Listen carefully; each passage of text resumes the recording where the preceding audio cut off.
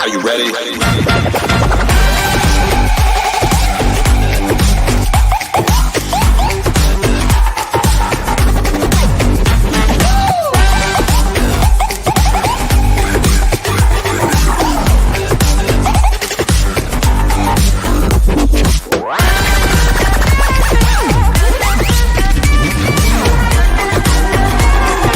Join on a corner where the big boys play. What's going on, everybody? Hello, hello, hello. Okay, we had technical difficulties. I literally had to restart my computer twice, but it turns out that it was this fancy piece of hardware and I had to unplug it and replug it back in. So we're back in business. Hello, and welcome back to another special episode of Ask StreamYard. I am your host, Melanie, Dyann, Howe, and today I'm actually going to be welcoming up Christian Karasiewicz to the stage with me so that he can help me out. We're doing it a little different, right? So we're doing it a little different today. We are actually just going to do a big old live Q&A, right? So this show, we actually typically will take a question from our community or a question that's been posted, and we will actually take that one topic and we'll take a deep dive on that topic, answer the question, provide some strategy, some help, all kinds of things. But Christian and I have been chatting and we're like, you know what if maybe we just mix it up and maybe once a month we just kind of do a big old live Q&A. And so I see we have all kinds of awesome questions coming in that we are going to be able to answer for you guys. So that is definitely, you guys are seeing it in the comments. If you have a question, put a Q in front of it. We're actually going to be using the new starred comments feature inside of the StreamYard studio so that we can manage those questions and we will ask those questions. So yeah, put a Q in front of that question and we will get it answered for you. So here's what I'm going to do. I am actually going to go ahead and welcome up my friend, my co-host, Christian, to the stage. Let him come and join us and help me out with this stream because it's going to be a big one today. Christian, what's going on, my friend? Not much. How are we doing? This is going to be a lot of fun, by the way. This is the first type of Ask StreamYard total Q&A that we've done. Mm-hmm. And this is gonna be a lot of fun. I'm excited to see all the questions that everybody has. Yeah, so. Me too. I'm kind of nervous because hopefully we can get through them all and hopefully we don't get too crazy here. Hopefully my stuff doesn't break like it did literally right before we were trying to go live. We almost didn't get live on time. We almost got, it would be Facebook that would shut us down, right? That wouldn't have allowed us to go live, I think. So, and that's the point we should make sure to tell people about. Like, so when you schedule a live stream, every platform is different in terms of how soon you need to go live. Facebook has limitations. It's like what, 7 days. Some platforms let you schedule a year in advance. And then with Facebook, for example, you have like what, 9 minutes, I think. And then they literally make you start it. Like they do give you a warning, but it's like 9 minutes. And then you got to restart the whole stream. So that's why you should show up early as well, by the way, even though we did show up early. We had some technical difficulties. I mean, everything was fine. And then all of a sudden everything's like, I don't know what happened. I've got this, so I've got a new setup here. We can go through that here in a little bit, but I restart. Usually restarting a computer will actually just reset everything and fix everything up for you if you're having troubles. But for whatever reason, I actually had to unplug. I'm using a Blackmagic 810 Mini, which is a brand new piece of hardware for me. I just got it a couple weeks ago. And, it like I had to unplug it and I plugged it back in and then it seemed to have fixed the issue, but makes me nervous. Right. So we'll see what happens. Christian, you can obviously hang out if I have one of those issues again and have to fix things up. So, but yeah, I definitely want to welcome everyone to today's show. And before we get started, we have a quick announcement actually that we need to cover. So we are getting ready to have another virtual summit coming up in January. So this one is called StreamYard Connect, and it is on Thursday, January 20th at 9 a.m. Pacific time. So you can go to StreamYard.com/SY Connect and get yourself registered for that event. Really excited about this event. I'm going to be co-hosting this event again with Dana Bentz and really excited about the lineup that we have. You'll be obviously hearing more about this, but go ahead and put that in your calendar, January 20th, 9 a.m. Pacific time. And again, go to that link so that you can get registered. And you know, who knows? Maybe we'll have some surprises. Like we seem to always have surprises at these events, some freebies, some other things, and it'll be great. So we're going to be. I'm excited. I think Think Media is actually the people from Think Media are actually going to be speaking at this event as well. So we've got some other speakers that are lined up. Really excited about this event. So January 20th, 9 a.m. Pacific time. Mark it on your calendar so you don't miss out. Come hang out and have some fun with us over there. Hey, so what's the cost of that event, by the way? Hello, it's free. the cost is to take the time to register with your email so that you can get the access. We actually are using the Hopin platform, which many of you know is the owner of StreamYard, an awesome virtual event platform, super great. You can do networking in that platform. You can go to these sessions, and it's actually pretty cool. So, but to be able to access the virtual summit, which, as you said, as we just said, is free, you do need to register for the event. It's not like these public streams where, you're subscribed to our YouTube channel, which hopefully you are if you haven't already, or you're part of our Facebook group or whatever. These things go live and they're just there, right? So they're just there. But that you have to definitely register for it so that you can get access to the actual virtual platform. So Wisco Ted says free, no reason to miss it. Exactly. And there's so many people that they say, hey, I'm not going to sign up because I can't make it.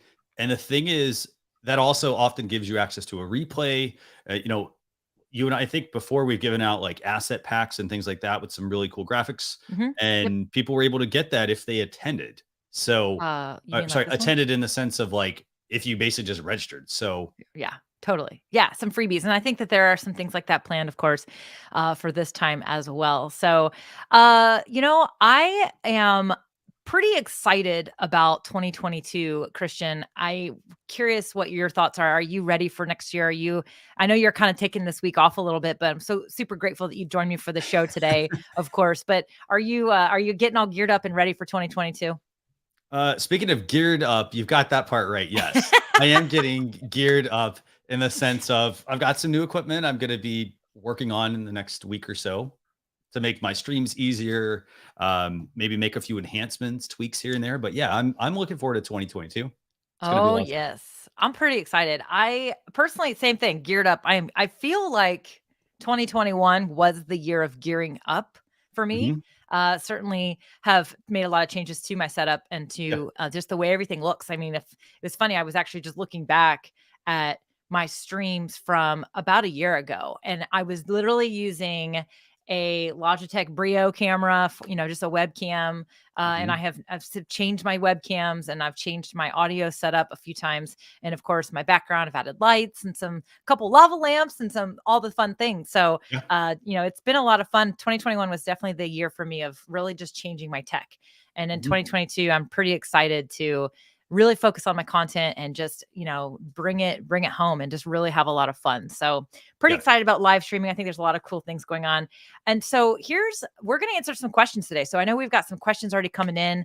We're going to jump into those, but we're also going to talk about some of the new features. So StreamYard, the last couple 2-3 months has been just all over it with really making sure that they're updating the platform so that, it can meet the needs of the users, and the users want some awesome features. And I like how our StreamYard team is focused on features that help our streams look better, but they're also focused on features that are maybe a little bit more under the hood that actually make it easier and from a production standpoint. So definitely some cool things going on just to make the actual production of your streams easier to do so that you can focus on, as I mentioned earlier, your content. You don't want to be fumbling around the platform itself to create, these great videos. So I do love that our team is focused on not only the way our streams can look, but also the way we operate inside StreamYard. So Christian, last time you joined me for the show, actually,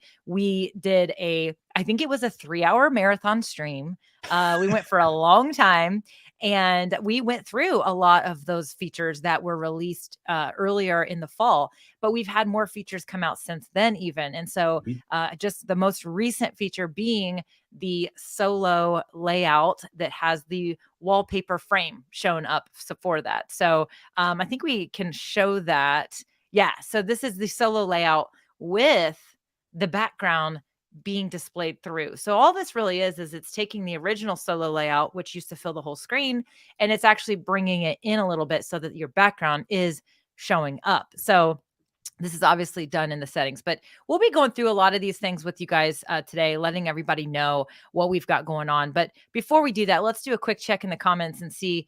We just have so many people that are just like ready for us to jump into some questions. I see we have a lot queued up here. So that is actually probably, Christian, I mean, I'm going to ask you this question. I'm going to want to know. I'm going to sure. tell you to think about it. I want to know from you, from all the things that were released in 2021 for StreamYard, what is your favorite feature? I already know what mine is, and it is 100% the starred comments. I mean, yes, StreamYard Teams is right up there with it, but the starred comments for me is probably just such a game changer when it comes to streams, especially like this, where you have a lot of people live, a lot of engagement. We have such a great audience. They're so good at the comments saying hello to everybody. We've got people from all over the world, people asking questions, people even answering each other's questions, right? And it can get really easy to lose track of where you are when you're trying to address people live, but also going back and answering some of those questions. So I personally am so excited about the starred comments feature, which I know we're using today. You are obviously here producing the stream with me. You're, taking a look because I'm the talker. I'm the chatty Cathy of the two of us, and you are pinning these comments for me. Yes. So that we can go through them. But that's personally my favorite feature. It's going to make this actually super fun. This is the first time for me that I've actually been able to be on live with somebody else and where we can use it together. So I'm really, really excited. I know you've been doing that because you obviously have your live stream reviews that you do on Saturdays. And you and Charles have been using this feature, I'm sure. So we have, yes. I mean, and that's I got to say, my favorite feature is also going to be starred comments. But I got to say, the picture-in-picture is also another one of my favorites.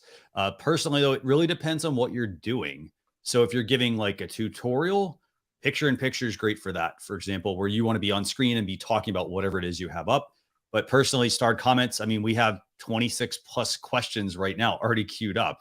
So that's probably, I got to say, I got to second your another vote for starred comments. Yeah, it's pretty awesome. People are, Wisco Ted says, don't know if hotkeys were in 2021, but I have been using Touch Portal. Hopefully get a stream deck someday, but that has made it real efficient. Yeah. So Wisco Ted, that actually was, hotkeys came out just this past fall. So, I mean, and it has been a big one. People were asking for hotkeys for, I don't know, year and a half, 2 years. And so that was actually pretty awesome that they were able to release that feature as well. And I know that you obviously have been using the hotkeys a lot and with your stream deck, but they will work with other devices like the Touch Portal. So that's super fun. So super excited that you're loving that, Wisco Ted, the hotkeys feature. All right, Christian, what do you say? We should probably start jumping into some of these questions because I think we should, yes. A lot of them. So tell you what, I'm going to let you grab the starred comments from your side. I'll watch our live comments and we'll kind of tag team that way.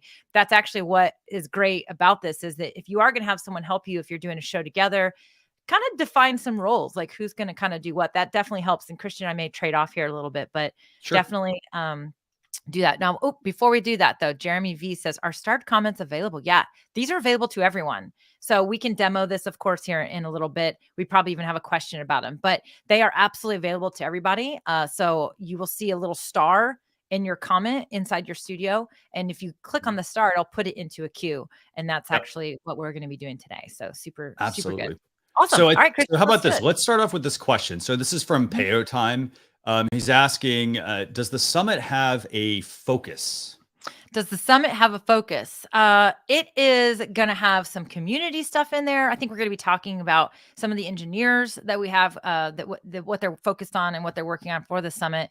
But again, the best thing for you to do is to actually get registered for that event. And then also, we'll be posting about it, especially on our social media platform, on our Instagram, as well as inside of our Facebook community. If you're not part of that community, definitely join there. You will get the information as we release more information on our speakers and what those sessions are going to be about. It'll be a lot like the last summit, where it'll be kind of one track. The very first summit that we did, we actually had, you could go into different rooms and go, to different sessions that were happening at the same time. And then our last summit, of course, we did a trilingual summit, but the tracks were essentially all the same. So, the content, the topics were the same, regardless of the language stage that you joined. But this will be the same way. It'd be one kind of track where you won't have to make a decision about what session you want to go to. So, there'll be a keynote session.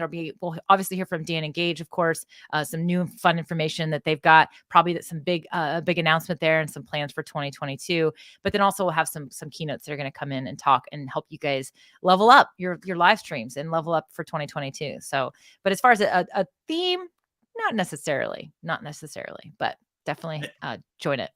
And I want to add one last thing real quick about this, just the upcoming summit is Mhm. just the fact that, people like say, hey, you know what? It's like, I'm an advanced streamer, for example, or, hey, I'm just getting started. These might be over my head.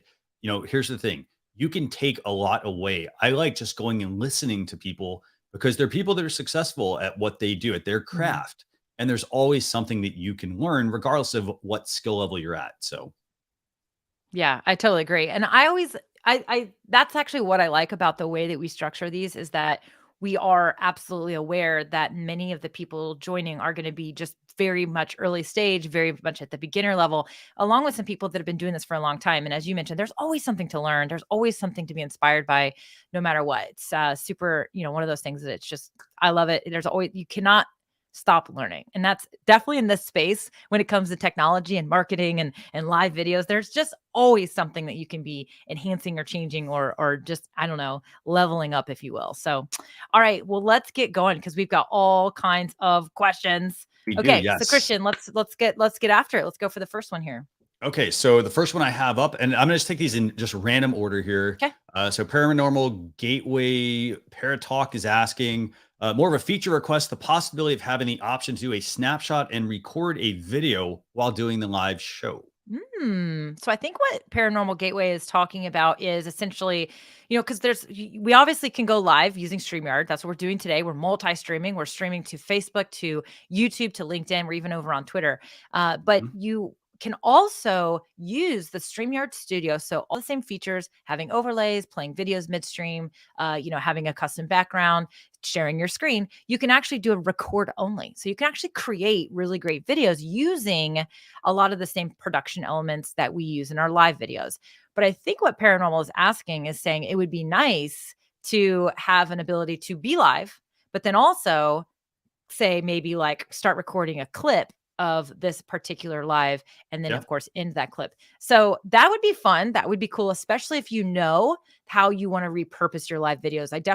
One of the things I love most about live video is that it's very repurposable.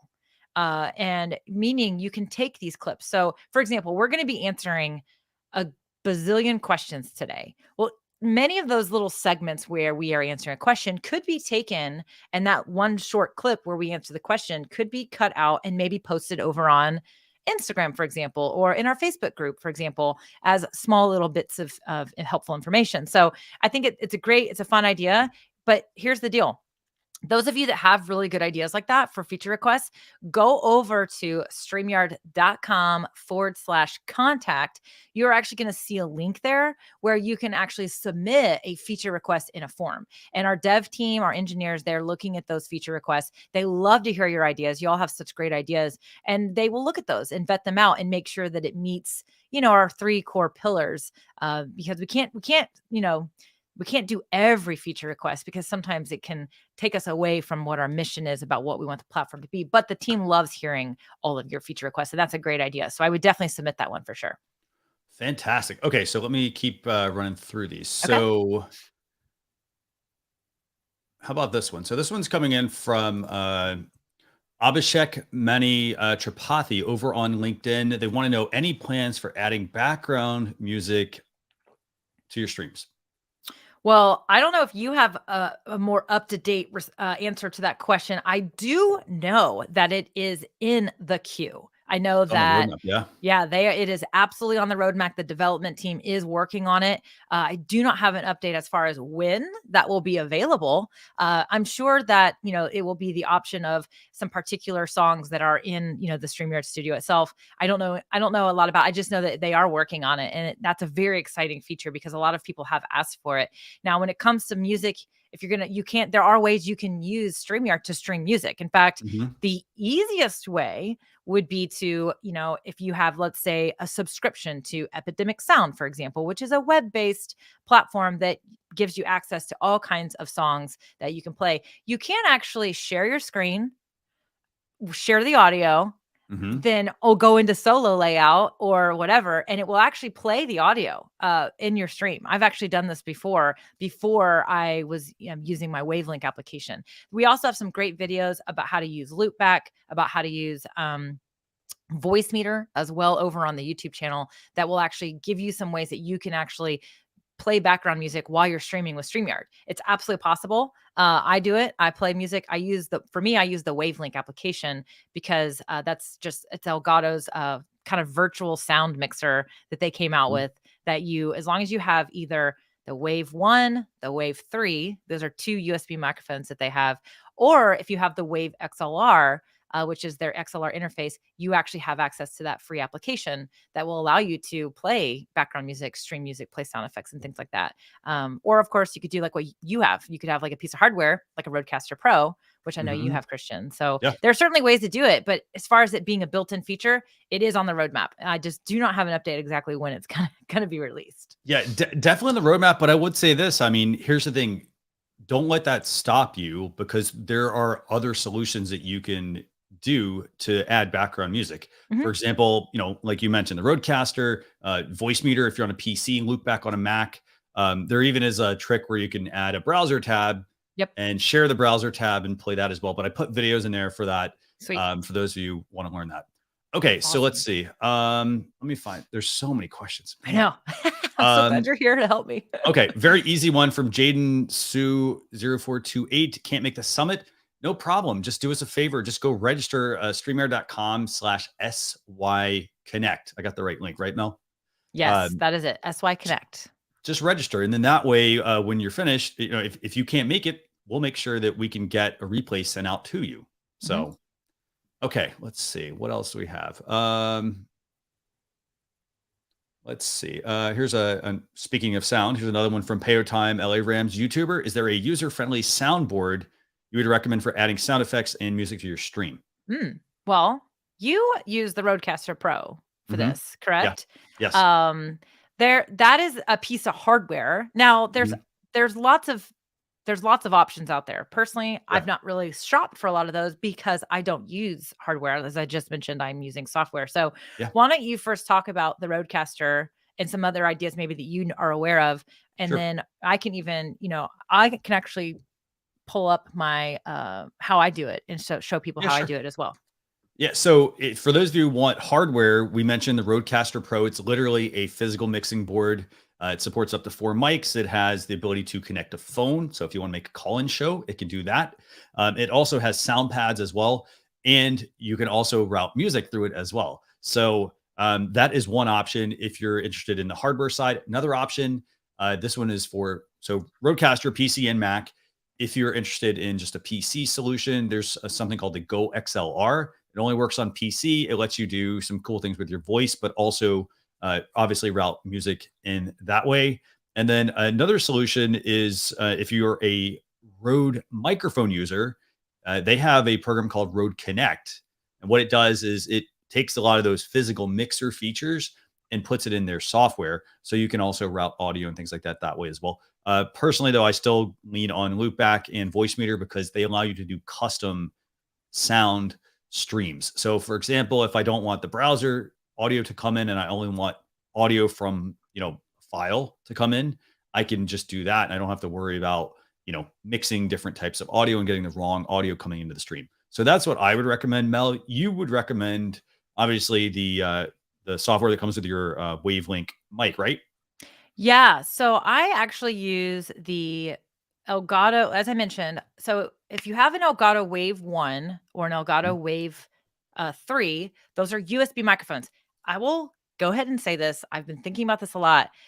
I think that one of the absolute best microphones on the market right now is the Elgato Wave 3 microphone. It is not expensive. It's $140. And the fact it sounds incredible. Okay. It's an amazing mic. It's continuing to improve. And then it comes with this application that I'm going to show you really quick. This would also be another thing. So if you are in the market for a new microphone and you don't want to have to spend all this extra money or get, all these, things, think about something like the Wave 1, Wave 3, or even the Rode USB into USB Mini, because they're coming with complementary software that's actually going to do what we just described. So very, very good applications, very, very easy to set up, very easy to use. So I will show you my screen really fast so you can see what this looks like. Let's see here. Oops, share the correct screen. And then let me add it. Christian's probably going to pull you back up. So yeah, sure. There we go. There we go. So really what we have here is this is the audio mixer, if you will, right? So as you can see here, I'm actually using my Shure MV7 for my audio today. So that's coming through my Focusrite, which is what this input is. But I've also set up a browser input, and then I also have a sound effects input. Now you set each of these little channels up in the Wavelink application. And once you do that, you can then connect certain controls over to your Stream Deck. So this essentially turns your Stream Deck into a kind of like a roadcaster because I can push buttons and play sound effects. And so that is actually one of the super cool things. So I'm going to push this little button right here for this one because I know that it's a copyright free thing and we won't run into any issues, but wait. Yeah. So you should hear that. And I'm actually pretty low, but yeah. Yeah. And so it's actually by design. Let me change this so I can hear too. So you see here, these little waves. So that's actually, I know that it's pushing that audio out because I can see it right here. So it's kind of like, and then I can change the volume level itself. And so that's how I do it. So again, when I play Epidemic Sound, it's coming through the browser. But any of these sound effects that you have programmed in, you can also do the exact same thing. So if you have a Stream Deck, if you're thinking about getting a new microphone, think about something like the Elgato Wave 1 or Wave 3, because very good microphone, USB, super easy to use, plug and play, and you're actually going to be able to turn your Stream Deck into a little soundboard as well. So that is, that's how I do it. So that's my style, my method. Very cool. Yeah, no. And again, here's the thing. There are different options. There are different price points. So for example, the Rodecaster we talked about, it's like $600. But it's not just for live streaming. So if you want to do podcasting, if you go to conferences, events, you can also take that with you. You can also go the Go XLR route, which is about the same price. You can go with that mic that Mel was talking about as well. That's I think about $150, $160. It includes software to supplement the hardware that you've purchased. Again, so you got and then if you go with the Rode NT USB Mini as well, that's like $100. Comes with software as well. So you have a whole gamut of options to pick from to then be able to bring your audio. And I want to make sure, by the way, that we highlight, yes, you read my mind. Yeah. So I appreciate Michael saying this. Definitely a friend of the show for sure. And he's always really good about reminding everyone, make sure that if you are going to play audio, you have to understand that you can't just go play any audio. You can't just open up Spotify and start playing Taylor Swift on your streams. You have to make sure that you have the rights to play any audio tracks, including sound effects. And so there's audio out there that's copyright free, meaning it's essentially supposed to be friendly to any platform, to any user. Harris Heller is probably one of the most popular ones. He has a company called Streambeats that, in fact, that little ambient sound I was playing for you was actually a segment of one of his songs. He provides copyright free music. I know that you still can sometimes run into an issue. There are, of course, lots of things going on out there in the world with trolls and all these little people trying to con people when it comes to it. But the same is for sound effects. You can't just play any sound effect. That's why I personally like to use Epidemic Sound. It is worth the money to me. I pay a subscription and I get to play sound effects from there. I get to play songs from there. It's a great library of music that I use. And you can use it in not only your streams, but if you have the right subscription and license, you can use it for your podcast. You can use it for your videos as well. So definitely make sure that you understand what you're using. And I think one of the areas where people get stuck is they're streaming to YouTube and Facebook and they're using video library on YouTube. Facebook isn't going to like that. So again, as Michael said, make sure that you know that you're using the right stuff. And then I saw that somebody, Square Table Degenerates podcast said, does the Rodecaster have XLR inputs? So of course it does, right? It's all XLR actually. So it's no USB mic. So basically XLR inputs, you have to connect that to an interface. And so it has 4. It also has a stereo out as well for connecting a phone. It also has a smartphone. It also has a USB connection, obviously, to route the audio from the computer. And then it also has a Bluetooth connection as well for you if you want to take like Bluetooth calls, things like that. So it's just XLR. If you're going USB route, here's the thing. You don't need the hardware. You plug the USB mic into your computer and you use the software that they've often included. So. Yeah, that's why I always say those USB mics are what I call plug and play. It's like a USB webcam. You just literally take it out of the box, you plug it into your computer, and 98% of the time, it's ready to go. It's like you don't have to install anything. You might every once in a while have to update a driver or update of some, a firmware, on it, but you literally plug it in and your computer's going to prompt you to do what you need to do, and it's going to work right away. So certainly one of the benefits of those plug and play devices. I personally like them, especially if you're getting started. And if you like technology, if you like fancier stuff, you can of course upgrade into other items as you go as well. So good question for sure. Okay, so let's keep going. What do you say? Yes, we should actually. Sorry, I'm totally if you see me spacing out, guys, because I'm looking at all these great questions. NLTMW is also adding that, remember, some music subscriptions are only licensed to your channels. So you can't use them when you're a guest on another channel as well. So just keep that in mind. That's an excellent point, actually. That's actually why I have a subscription for my own personal channel over at Melanie Dyann. Yeah. So my subscription to Epidemic Sound, the sound effects that I have programmed onto my Stream Deck are via my own subscription, which, as Mike is saying, licensed to my channels, not to StreamYard's channels. So that's why I can't demo that stuff. That's why, but that one little thing I have on there, I do know is copyright free. So that's why I played that one. But that is a great point. So if you are going to go be a guest on someone else's show and you're typically using these sound effects and all these things, make sure that, so for example, you could ask them, say, hey, do you have a subscription to Epidemic Sound? And if they do, guess what? You're good to go. You can actually play those things as long as you have the same subscription to the same service. So it's a great point that Mike's making. So when you're a guest, make sure that you understand your boundaries and your limitations there too.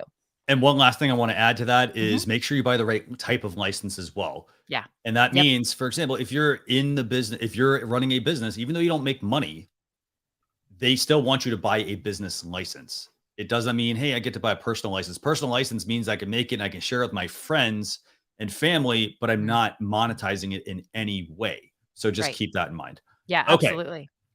So let's see. I'm again, these are going to be totally random.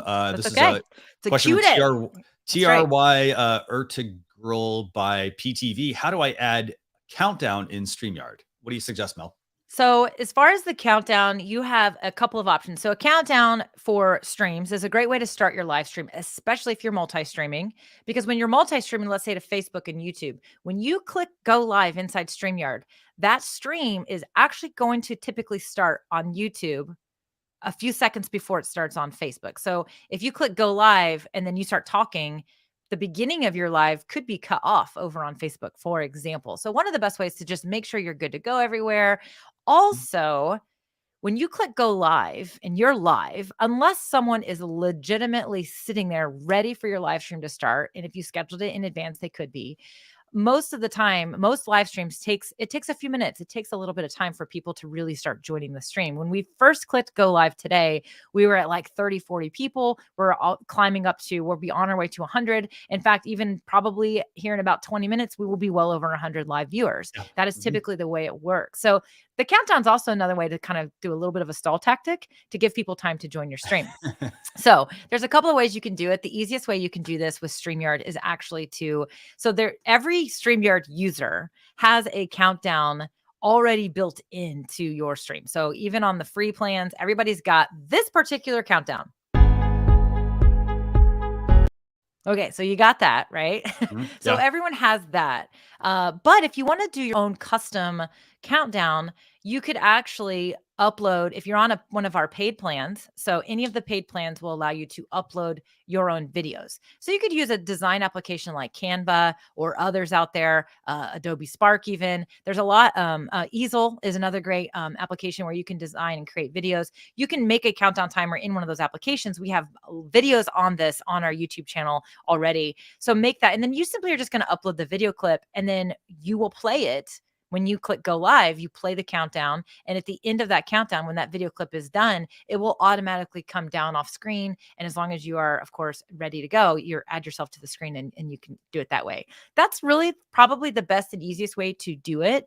Another thing that you could do is if you were maybe on the free plan and you still wanted to start with a countdown timer, you could actually kind of work your way around it. And it's not really what I would suggest, but if you're on the free plan and you need to be on the free plan, then you could actually have your countdown timer designed in Canva.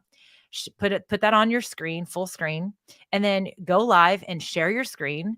And you can actually just play that countdown timer over on your other screen that's playing on your other screen and just be sharing your screen. It's a little bit of a clunkier way to do it, but it certainly will work for you to do it that way. So do you have any other ideas on that one, Christian? In terms of it, the other thing I'd also say for a countdown timer is, a lot of times you can also put a countdown timer in the animated GIF or the logo section, actually. Yes, absolutely.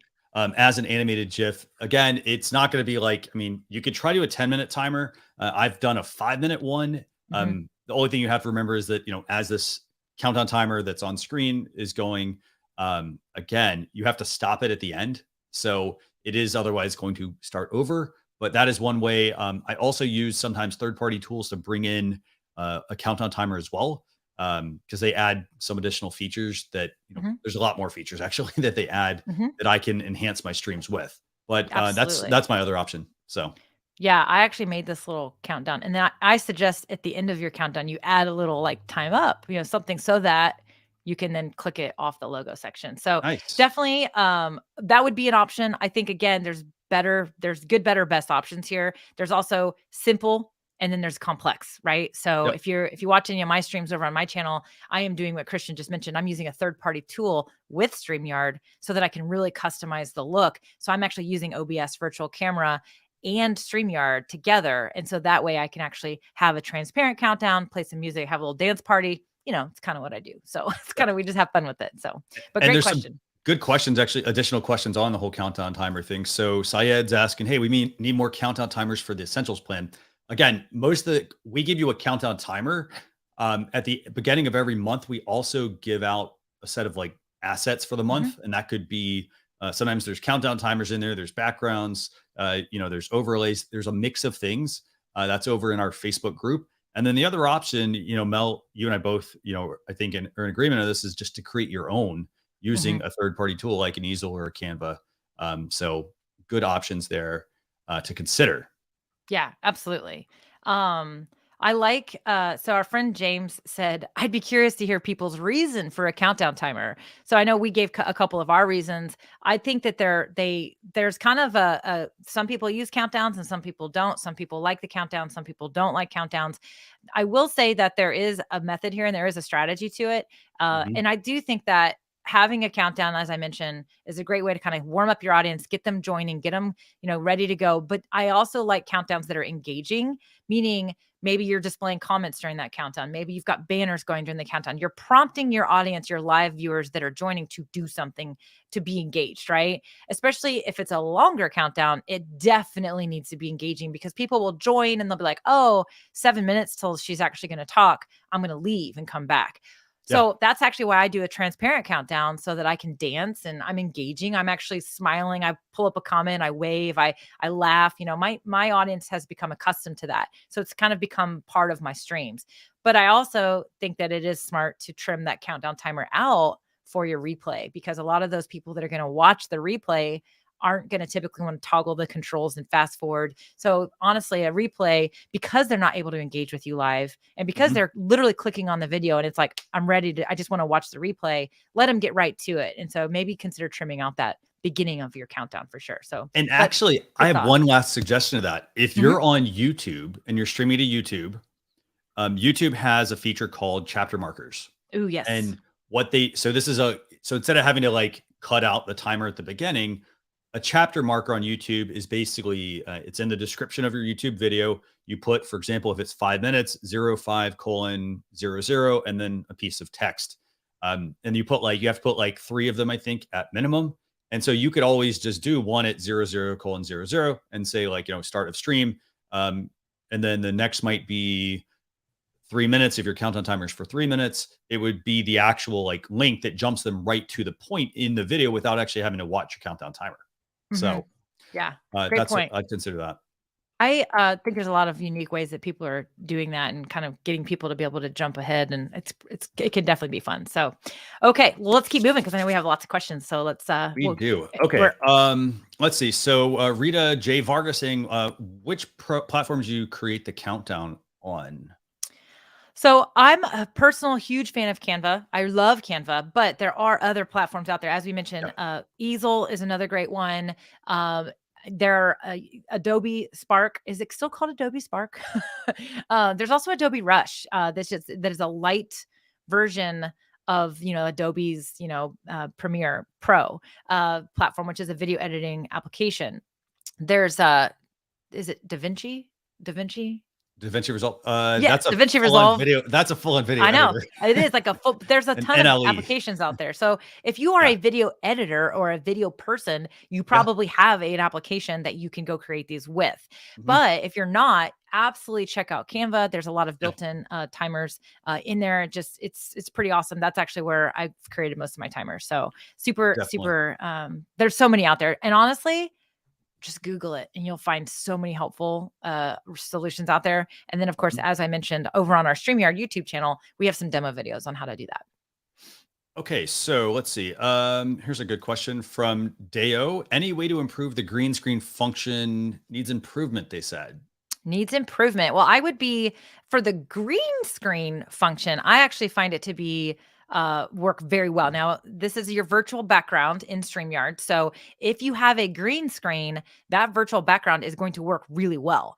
Now, if it's not, sometimes what can happen here is that green screens, you do need to have good lighting. You have to be able to contrast with that green screen background. And so sometimes if you don't have good lighting, you aren't going to see a crisp edge with you. And also make sure that you are contrasting with the green screen. So avoid colors like blues actually are not good to wear on a green screen.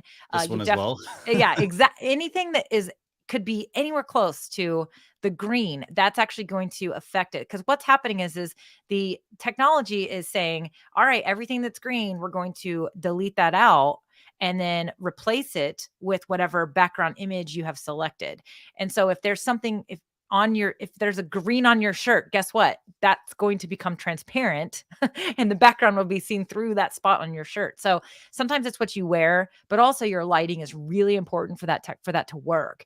Now, that's the green screen feature. Now, if you're having issues still, I would definitely send an email to our support team, support@streamyard.com. Maybe they can troubleshoot with you what issues you're having specifically for you. But we do have the virtual background. That's actually one of our newer features that has been released inside of the StreamYard studio. So this is using artificial intelligence to basically try to find you, right? It's trying to find you and either remove or blur your background. And so a green screen is not required for this to work.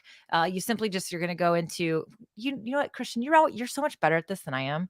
Do you want to try to demo it on in another browser window?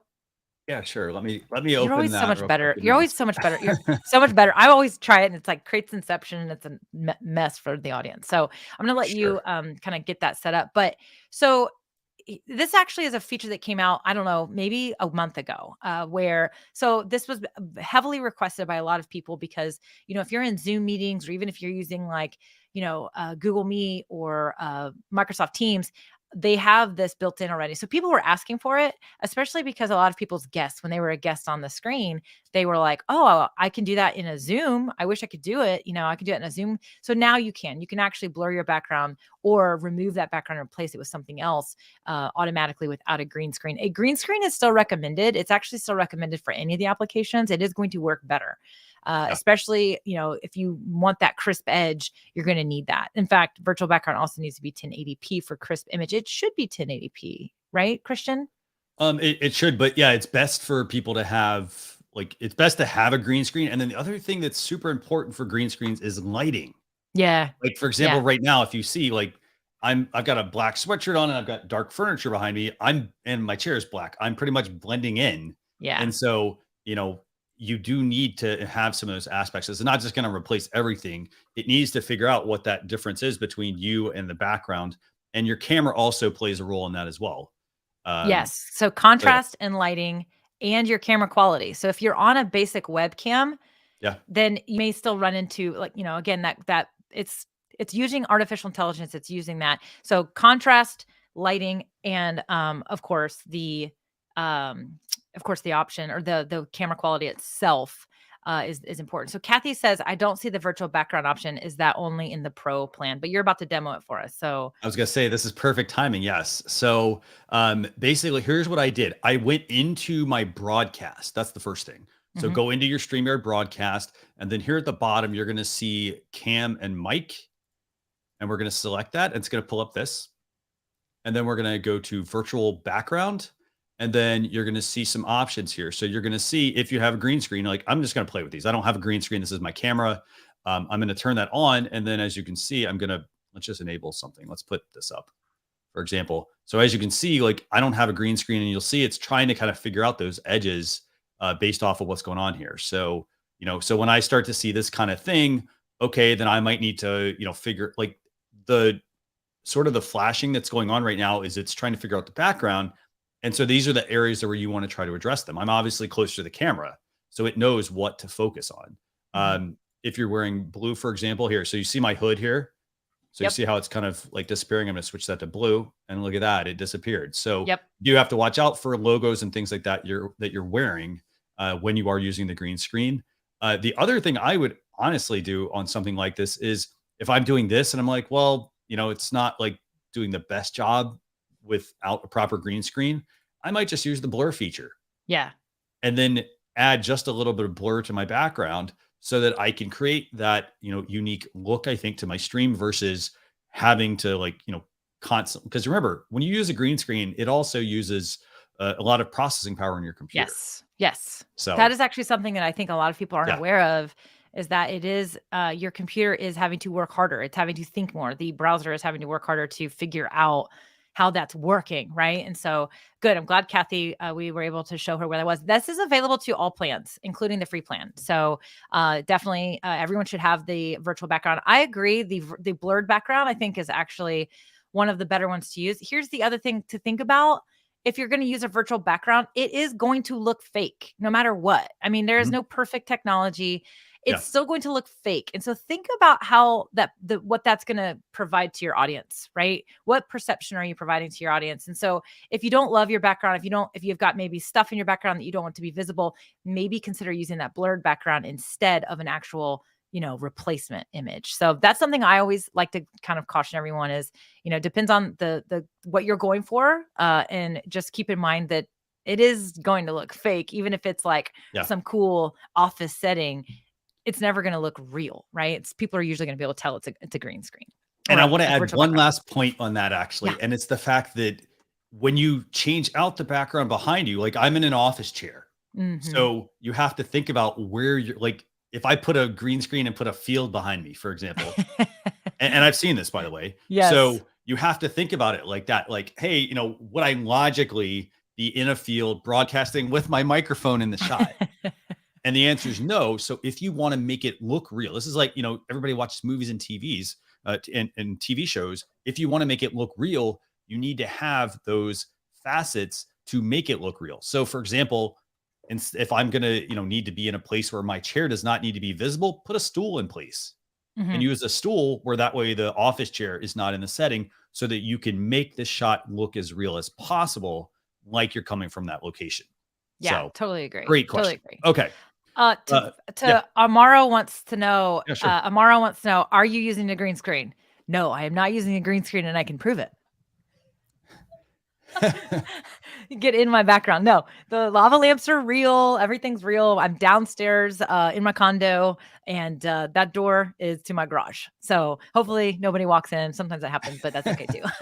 But no, I'm not using a green screen. In fact, Christian and I are both using almost the exact same setup when it comes to our cameras. A lot of people ask us the question, hey, what are you using? Why does it look so crisp and clear?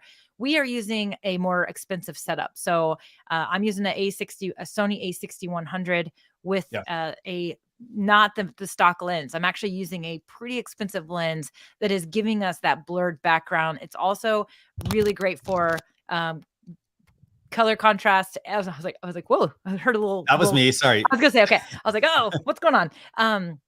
It's good for low light situations, which allows me to use the lights that I'm using. I know a couple people were asking me about the background and how did I get this background. It is my downstairs condo. It's my downstairs living room, and I'm using colored bulbs. So I'm using colored bulbs in a couple of different areas. This is going to flicker a little bit, but it's just a cubicle kind of thing. And I've got these lights in here, and got backlights behind me. And then of course I have color changing bulbs up in my hallway as well. So, but I'm using that nice camera that's allowing me to bring that in. If I used a webcam, it wouldn't look like this. The colors wouldn't look the same.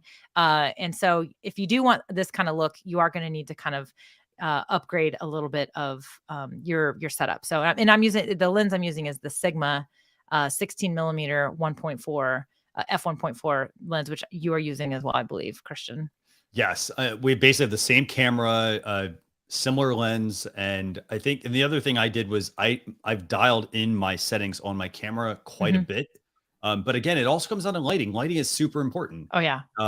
Again, like it's not the the LED lights or things like that. It's the main lights that you're putting on, and then making sure that you have a good shot there. But here's the thing: if you do go with a Logitech C920, basic webcam, if you get the right lighting, it will actually look really good. But lighting is key. So it's not just like, hey, I fired up this webcam. Yeah. I do want to have enough light. I want to have natural light coming in. I want to have additional light if I notice that, the quality doesn't look as good. And that's because the sensors in these devices are so small, you need to have enough light so that it can pick up the best detail as possible off of that. So yeah, that's actually a great point, is if you are using a webcam, you can make them look great, but lighting is pretty critical. Also the light, just you and changing and moving around, a lot of those have auto white balances that you can't really turn off, that can also affect a lot of things as well. Sabrina says, where do no problem. Where do we acquire the colored lamps that you're using? So these lamps are just little spotlights. You can find them on Amazon. You can find them in most of your big box retailers. Any of the color changing bulbs will change color. However, what you notice is that because of the shutter speed I have on my backup camera, my other camera over here, you're going to see that flicker. So you're going to see a flicker in the coloring right here. And that's one thing you have to be aware of when you are using certain types of the cheaper, more inexpensive bulbs, is that you want to make sure that you're not going to flicker. Now, again, this look is not going to be achieved with a webcam. It just isn't. I wish it could be, but you can get close. But you definitely, if you just think about the upgrades as you go. I personally also LED light strips, tape them behind your bookcase, behind your thing, behind you. There's so many different options out there now that can help you create these. Govee is a brand that I actually really like. They make great products. You have a brand. Yours aren't Govee. Yours are something else, I think. Your light strip that you have behind your desk. Let me grab them real quick. Yeah.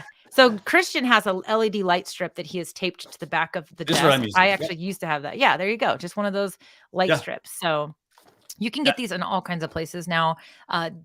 What I don't recommend you do is go buy the $9.99 one.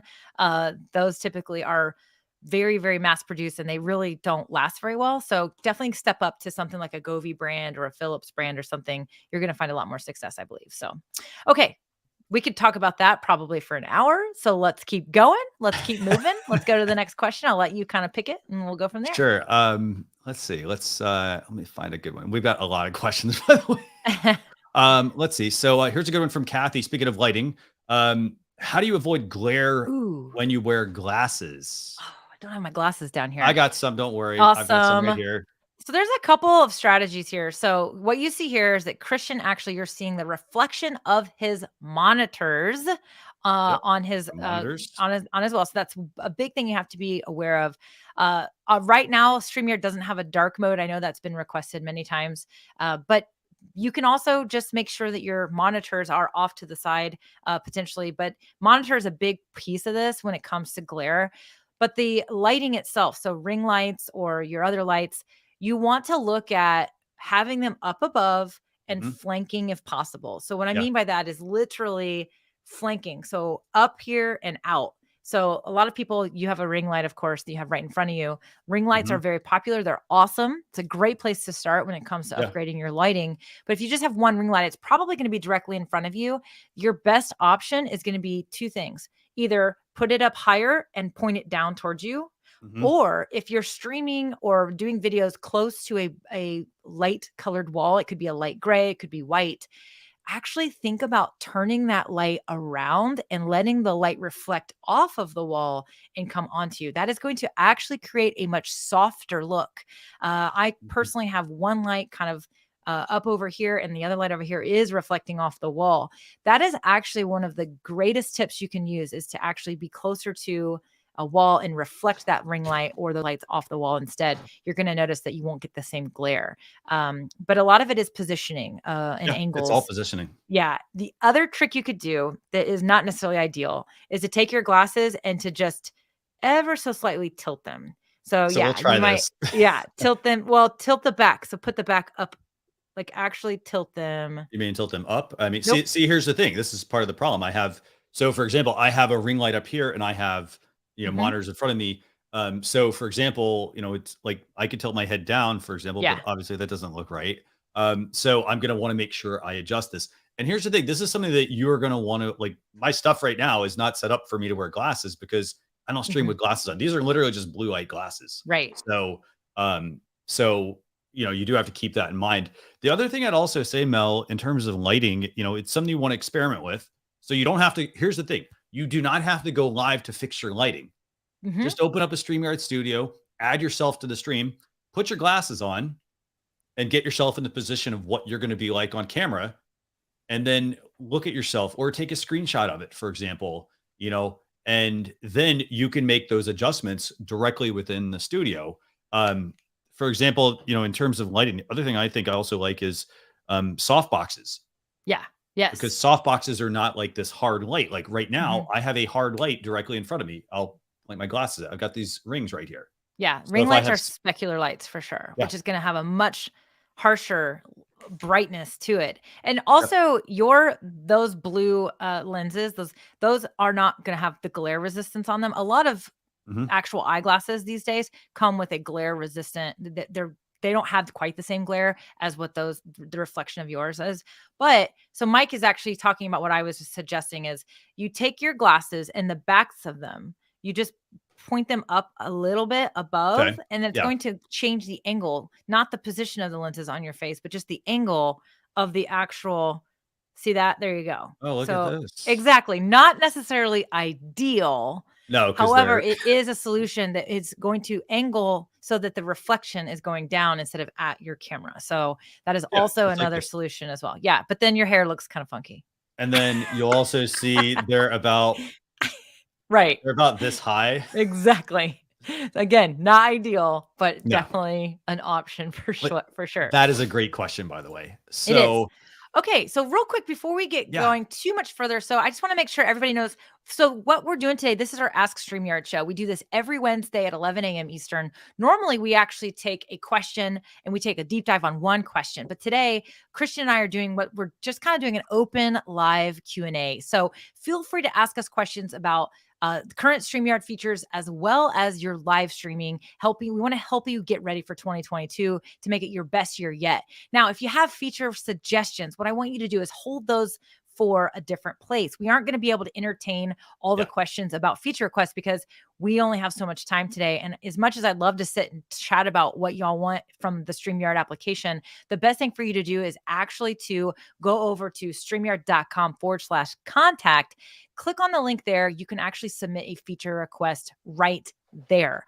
Now, if you have other questions about upcoming features or you want a preview about what's coming, here's what you want to do. You want to make sure you tune in every Sunday night at 8 o'clock Eastern time for our StreamYard Town Hall. That's where our founders, Dyann and Gage, actually go live for about 30 minutes. And that is the best place for you to go to learn about what's coming up, what's being released, as well as maybe offer up your suggestions even to them about what they're working on. Oh, it's 9 o'clock. I do that is it 9 o'clock? It's 8 o'clock. 9 o'clock. It's 9 o'clock Eastern Standard Time. Yeah. I do that every time. I always say 8. It's 9 o'clock. My apologies. So there you have it right there. So if you're subscribed to our YouTube channel, you will, of course, get a notification on that as long as you have that notification bell clicked. So that's the greatest place, honestly, to hear about what's coming. We won't be able to entertain those questions today because, again, we're just not going to have time. So I want to make sure that everybody understands, hey, let's talk about StreamYard, current StreamYard features, as well as your questions to help you improve your live videos. So with that being said, Christian, let's get our next question. Let's go with Ken Wall.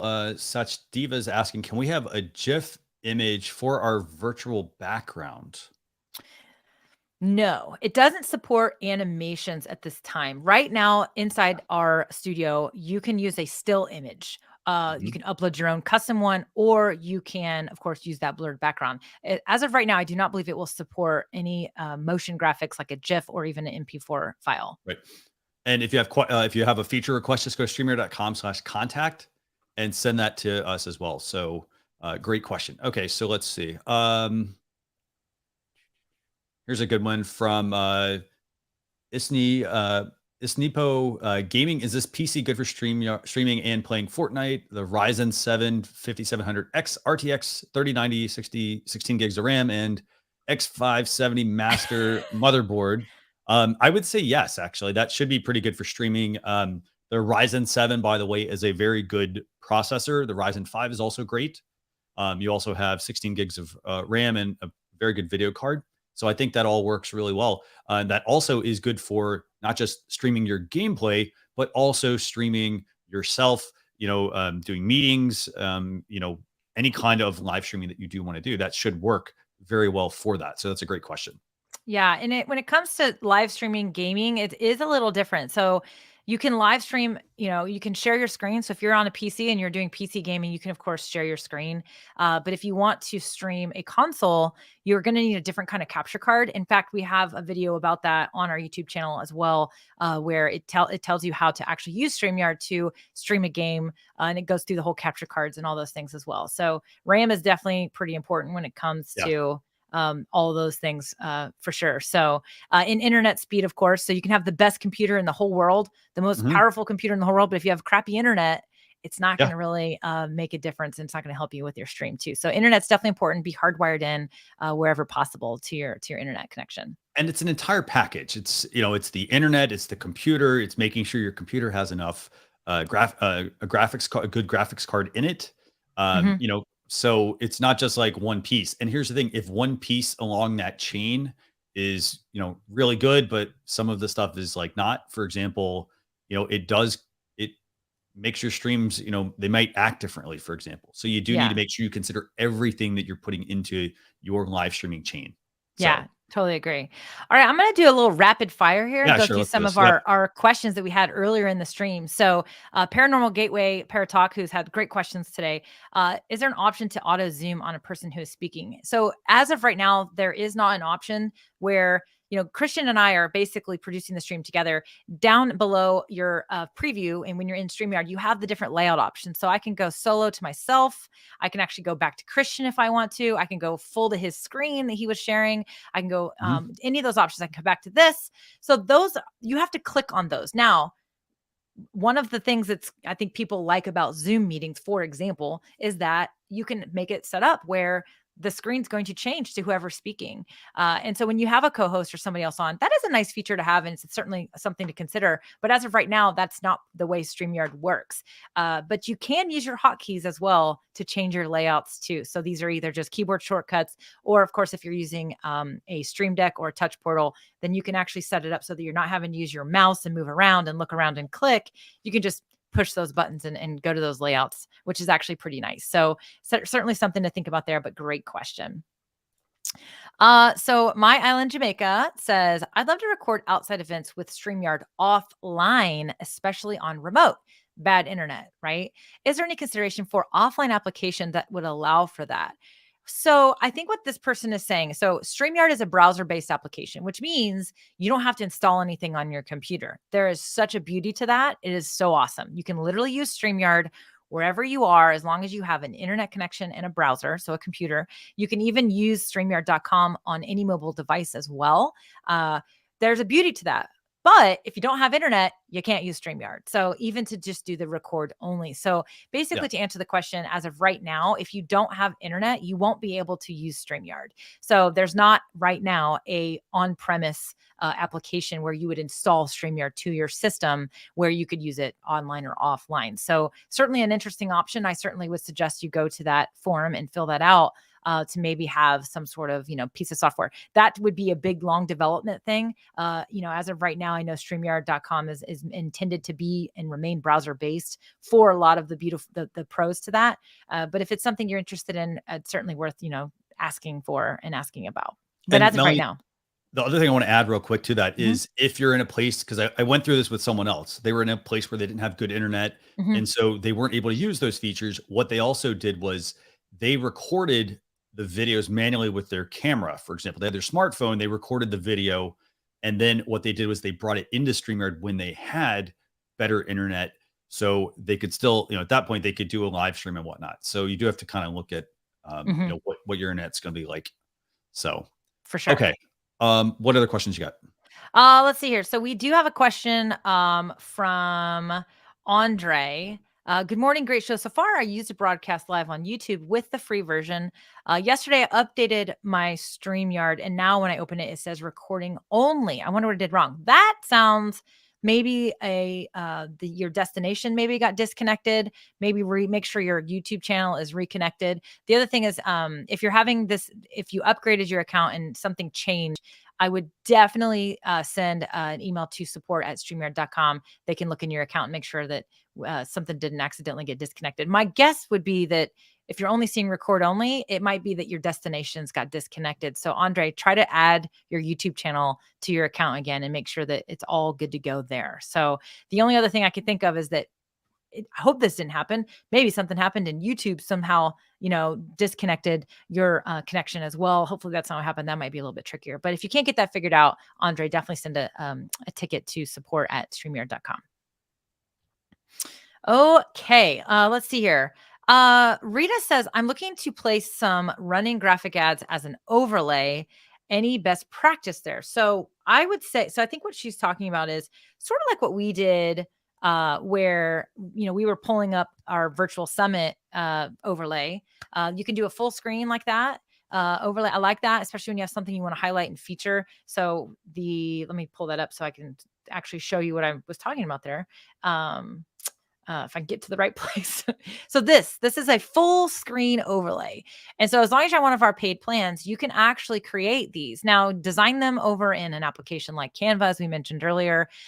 Definitely consider your audience and how they're watching and make sure you don't make it too busy. I also suggest that when you do have something like this, that's a call to action with a link, maybe even have that link in your description as well. So you can say, hey, the link is in the description, because those overlays aren't clickable. So that's just an image that we're pulling up on screen, but people can't click that link that is in the graphic.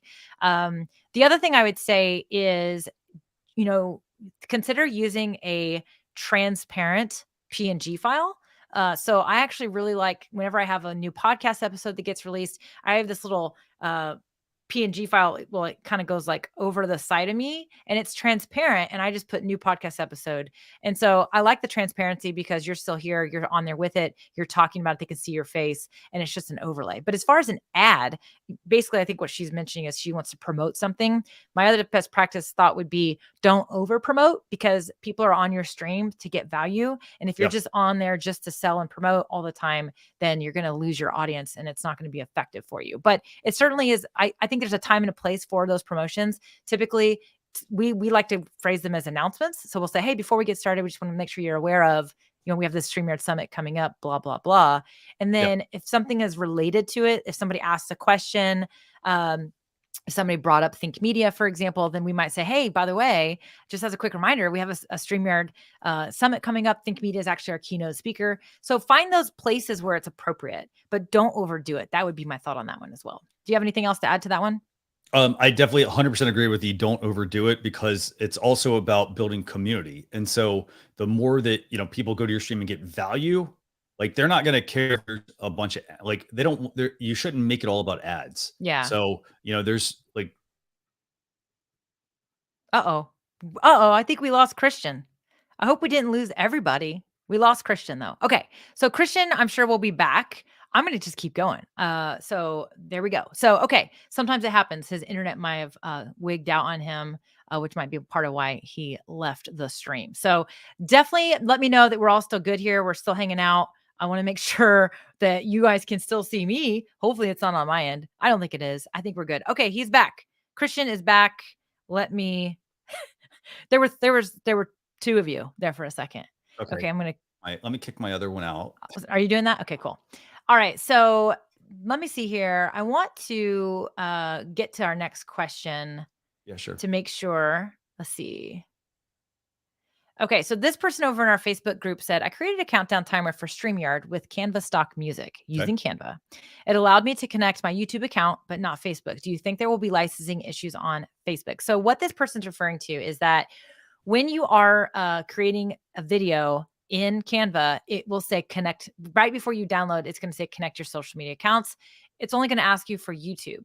So I don't know how they do this or how this all works, but that is required for YouTube for sure. If you use a Canva video, and even if you use a free music and you don't connect that account prior to downloading the file, you are going to get a copyright claim.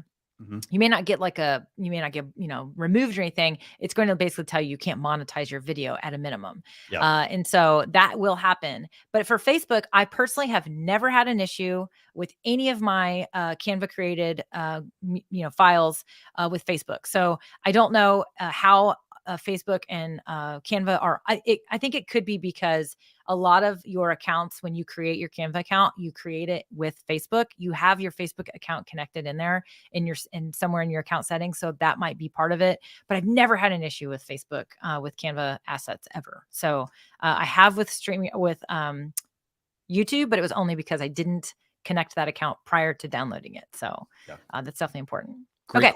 Okay. So next one, we've got one from Pioneering Markets. Does StreamYard have a subtitle option for those who may be hearing impaired, maybe under the record only option? I've asked for this. I've been asked for this by some followers. So if you want subtitles, so within your browser, so this has to be enabled by the viewer. The viewer can enable subtitles on all videos that are played, and that's done within the browser.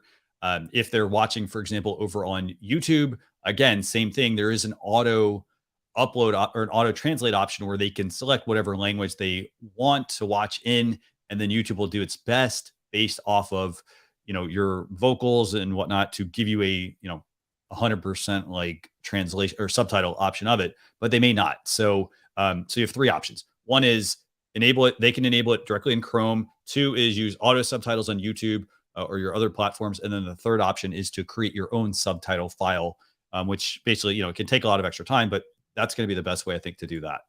Cool. Okay. Up next. Yep.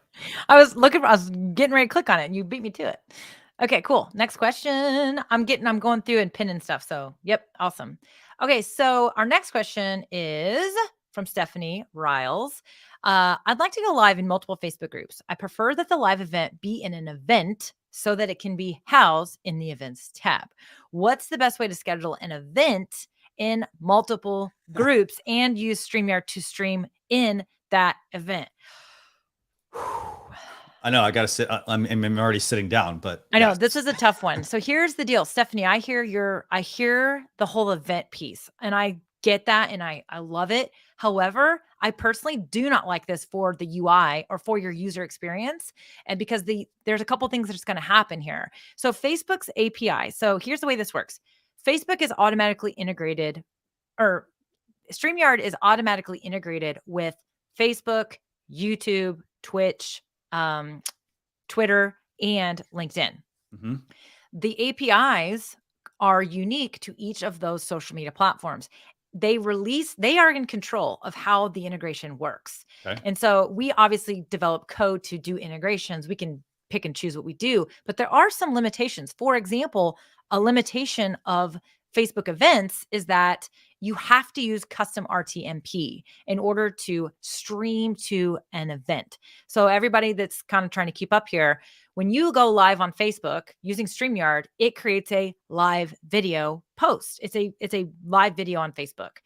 If you want to stream into an event, you have to create an event, and then you have to go to Facebook Live Producer, get the stream keys for the event, and then add that event destination as a custom destination in StreamYard using custom RTMP. There is no integration right now where, you can go create an event and then that event magically appears in your StreamYard account, you have to use custom RTMP. And one of those limitations with that is going to be that the comments aren't going to come in that way. There's going to be some issues with the way it's interfaced. I actually do not think that Facebook really even wants us to do live streams and events anymore, because they're not really making it very easy.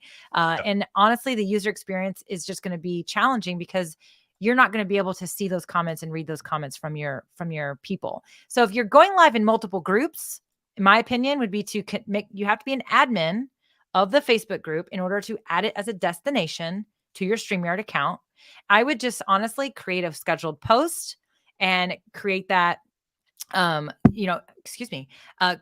let's say you have 3 groups, add all 3 groups as destinations in your StreamYard account. You can multi-stream to them as long as you're on the basic plan or above. And honestly, if you're wanting to create something so they can find the actual live stream, you could do a couple of things. You can actually pin that scheduled live stream so that they can click on that get notification icon on the Facebook Live. The other thing you can do is, because a lot of reasons why people want this feature or want this or think about it, is for the replay, so that someone can just click on the events tab in that Facebook group. What I would suggest you do is actually just convert that live video to a unit, and then they can click on the units tab, and then they can watch your live streams there. You can actually organize the order that they're in and everything there. So I don't love the idea of you doing the events because of that experience on the user, as well as your limitations as the streamer as well. So Christian, I don't know if you have anything else to add to that. I've not even messed with Facebook events in so long because it just hasn't been a good experience. Yeah, here's the thing. It's a lot of extra work to set it up. And I think the reason they're probably wanting to do this as well is when you set up a Facebook event, and then let's say Mel so she and I are friends. Let's say she says she's going to go to the event. I'm able to capitalize on her then saying she's going, and her friends will see she's going. So there are some benefits to it, but there definitely is a lot of extra work that you have to do for that. I mean, it's basically, you have to do duplicate work. So I think I would look at it like this. Look at the platform and see like where you're getting the most bang for your buck. If you've never tried it, set it up, maybe run it for a month, test it out, set it up for a month, see if it works, and then say, hey, you know what? Was it worth all the extra effort? Did I get the return in viewers that I wanted? Otherwise, I would, for me personally, I do the same thing. I put my effort into driving viewers from other platforms through my email list, things like that, because it is a lot of extra work. Yeah, so I agree. Totally agree. And there's certainly, like I said, there's some cool features there, but there's also just enough other things to consider. Maybe just look at those other methods like Christian mentioned as well.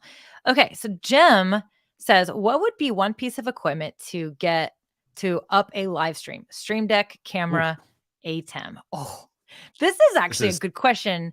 It kind of depends on what your current setup is.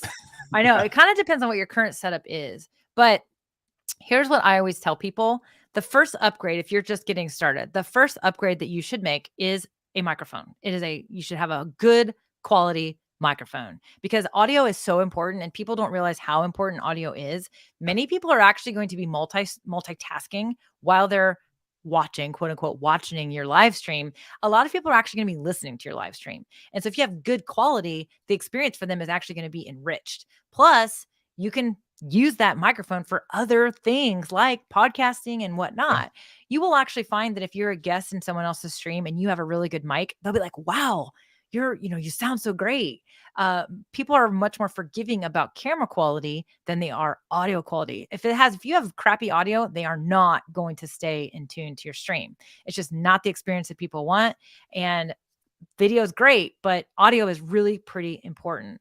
Then the next thing I would say is, look at upgrading a camera. But honestly, if you're looking to up level the stream itself, then here's the deal. A Stream Deck is going to let you create these shortcuts. It's fun, but a Stream Deck is really just a tool. Like, it's not necessarily changing your production value unless you're using other applications with the Stream Deck in your streams.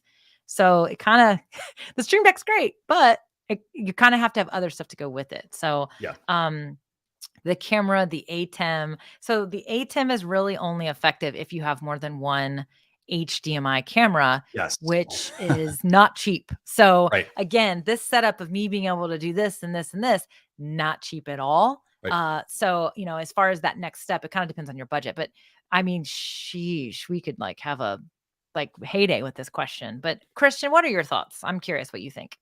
I definitely would say I'd start with this. I'd say computer, internet, audio, Hmm. then the camera. And then if you've got all of that stuff and you've kind of, you've got the right, you got all that and the lighting, then I would move into, let's see, I'd probably say the Stream Deck, Hmm. because the Stream Deck is probably, in my opinion, is probably the more like robust item. You can use it for more than one thing. And then I think the only other thing, I'm just looking around my studio actually. Yeah, I know. So much stuff. It's I gotta say, I think I would say Stream Deck, and then the ATEM is a nice to have. Actually, you know what? The other thing I would also consider getting is a Thunderbolt dock, and that's so that I can connect multiple items to my computer. Especially if you're on a MacBook, which you are. Yeah. So I'm on a PC. I've got lots of inputs. Yep. I'm Right. on the PC tower. I got lots of inputs. I wouldn't need that. No. But the main reason that I went with the ATEM, a lot of people ask this question. The main reason I went with the ATEM Mini is because I went ahead and made an upgrade. I purchased another mirrorless camera, and in order to use that camera at high resolution, I was going to need to either get another capture card or put a new capture card, install it into my PC tower. And so I decided that, well, for almost the same price, I can get this other item that also is a video switcher. And so Yeah. I'm able to use it for other purposes. And so that was my reason for getting the A10 Mini. Really not, that was the biggest reason, was so that I would have another way to plug another camera, a high-end camera, into my stream so that I could Yeah. have these other angles for other videos and other types of things. I love the Stream Deck idea as well. I totally agree that I think that it's also such a versatile item that you can use with other applications. So for me, it certainly does make a difference. I just, it just kind of depends on where you are, what you have, and how you can prioritize that. But I definitely think the Stream Deck is probably, I'd say it's probably one of the more popular choices for Yeah. sure for it. Okay, cool. Definitely. Awesome. Next question from Ken Wall. Such Divas asking, can we have 1080p in the basic plan? So 1080p, by the way, is only available on StreamYard Pro. Mhm. So, so if you do want 1080p option, again, you have to sign up for StreamYard Pro to get that feature. Yep. Okay, Fernando has a question. Is the Brio a good camera to create streams? I have one here nowadays, but nowadays I prefer to use the HD MacBook cam. I also have that app which transforms the iPhone into a webcam. Okay. Too many choices is one of them, better than the others. So here's what I will say. Typically, any built-in webcam on a laptop is not going to be great quality. However, with that being said, I am starting to see that the manufacturers are doing a much better job with these cameras. In fact, I do think that MacBooks do typically have a better built-in webcam. There are many times I'll be on a virtual call with someone and I'll ask them what webcam they have, and they are literally using their laptop, their MacBook. And so it depends. The Brio is going to be a pretty good camera. It actually has a really good, it's good with colors. It's actually a good, nice wide angle camera as well. You can change the angle Yeah. on it with the Mhm. settings. So it kind of depends on the look you're going for. It is, however, a $200 webcam. I think it's actually finally starting to come down in price. It's been around for quite a while. My only issue with spending $200 on a webcam is that if you have this built-in MacBook camera, it's Mhm. probably good enough. Yeah. That one. Now, my laptop built-in webcam is total junk and like not even worth using. But so if you have one that's really good, then save your money, take that $200 and save it, and let it contribute to buying something like a mirrorless camera that you can then have this upgraded look like that Christian and I have later down the road. So I don't love the super expensive webcams because they're super limited, and you can't upgrade them. Mhm. Once that webcam, it is what it is. You Yeah. can actually go buy a mirrorless, camera, and then eventually upgrade the lens, for example. So one of the cameras that I think is actually your best bet these days on the market is the Sony ZV-E10, which is actually the camera I'm using right here. But here's why: because out of the box, you can plug that camera into your computer via USB and start using it. You are not going to get 1080p resolution, but it's going to be better than any $200 webcam on the market. And it's going to work that way right out of the box. Yeah. As you are ready to spend more money, you can buy a capture card that will then give you a 1080p or even 4K resolution. You can upgrade a lens later. You can make it better as you go. You can't do that with a webcam. It is what it is. So always be thoughtful of that.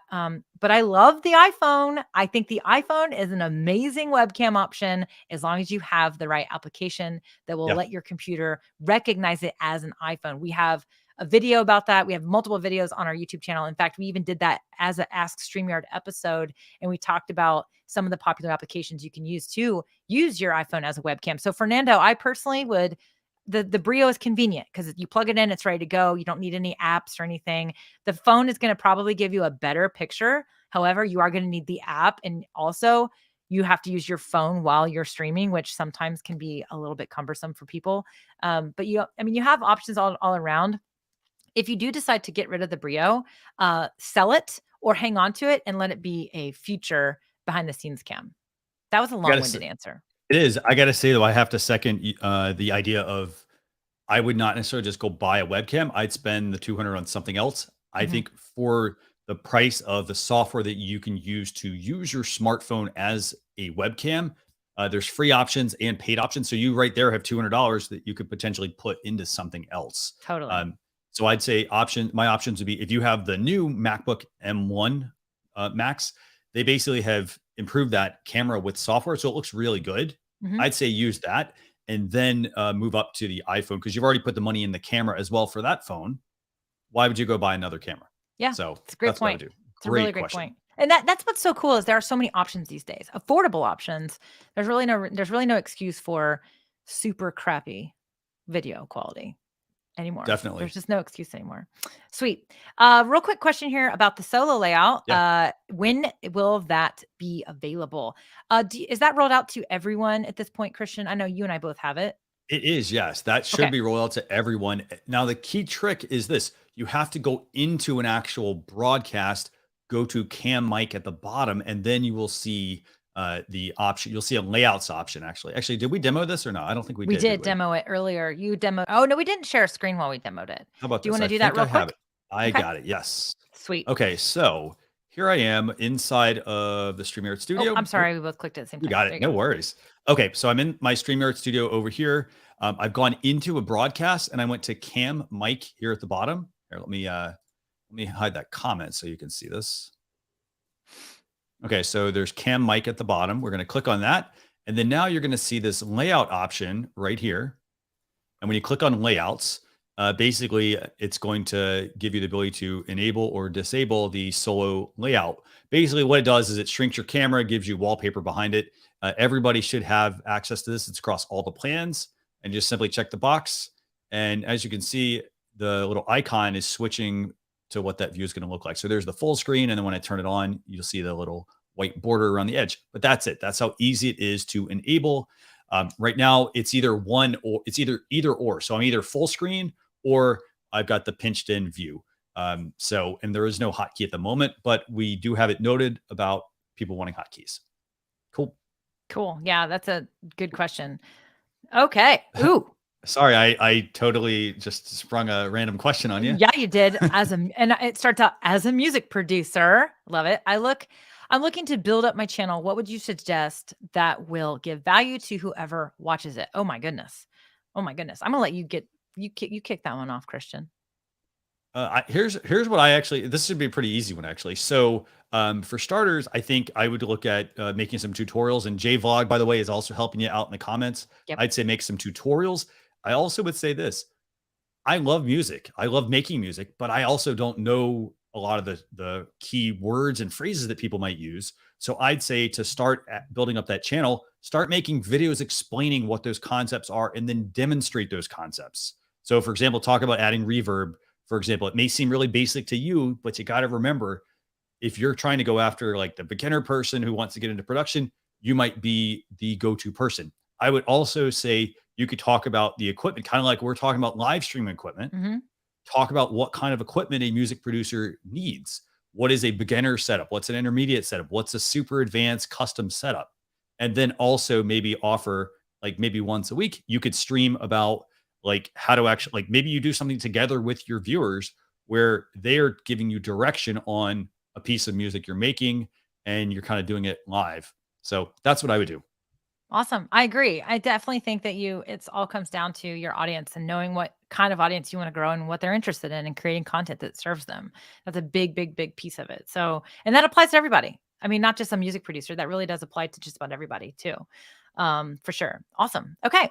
All right. Well, let's go back to some of our original comments. So Wisco Ted wants to know where they can find out about, like, hey, there's so many new features. How can you get a list of these updates?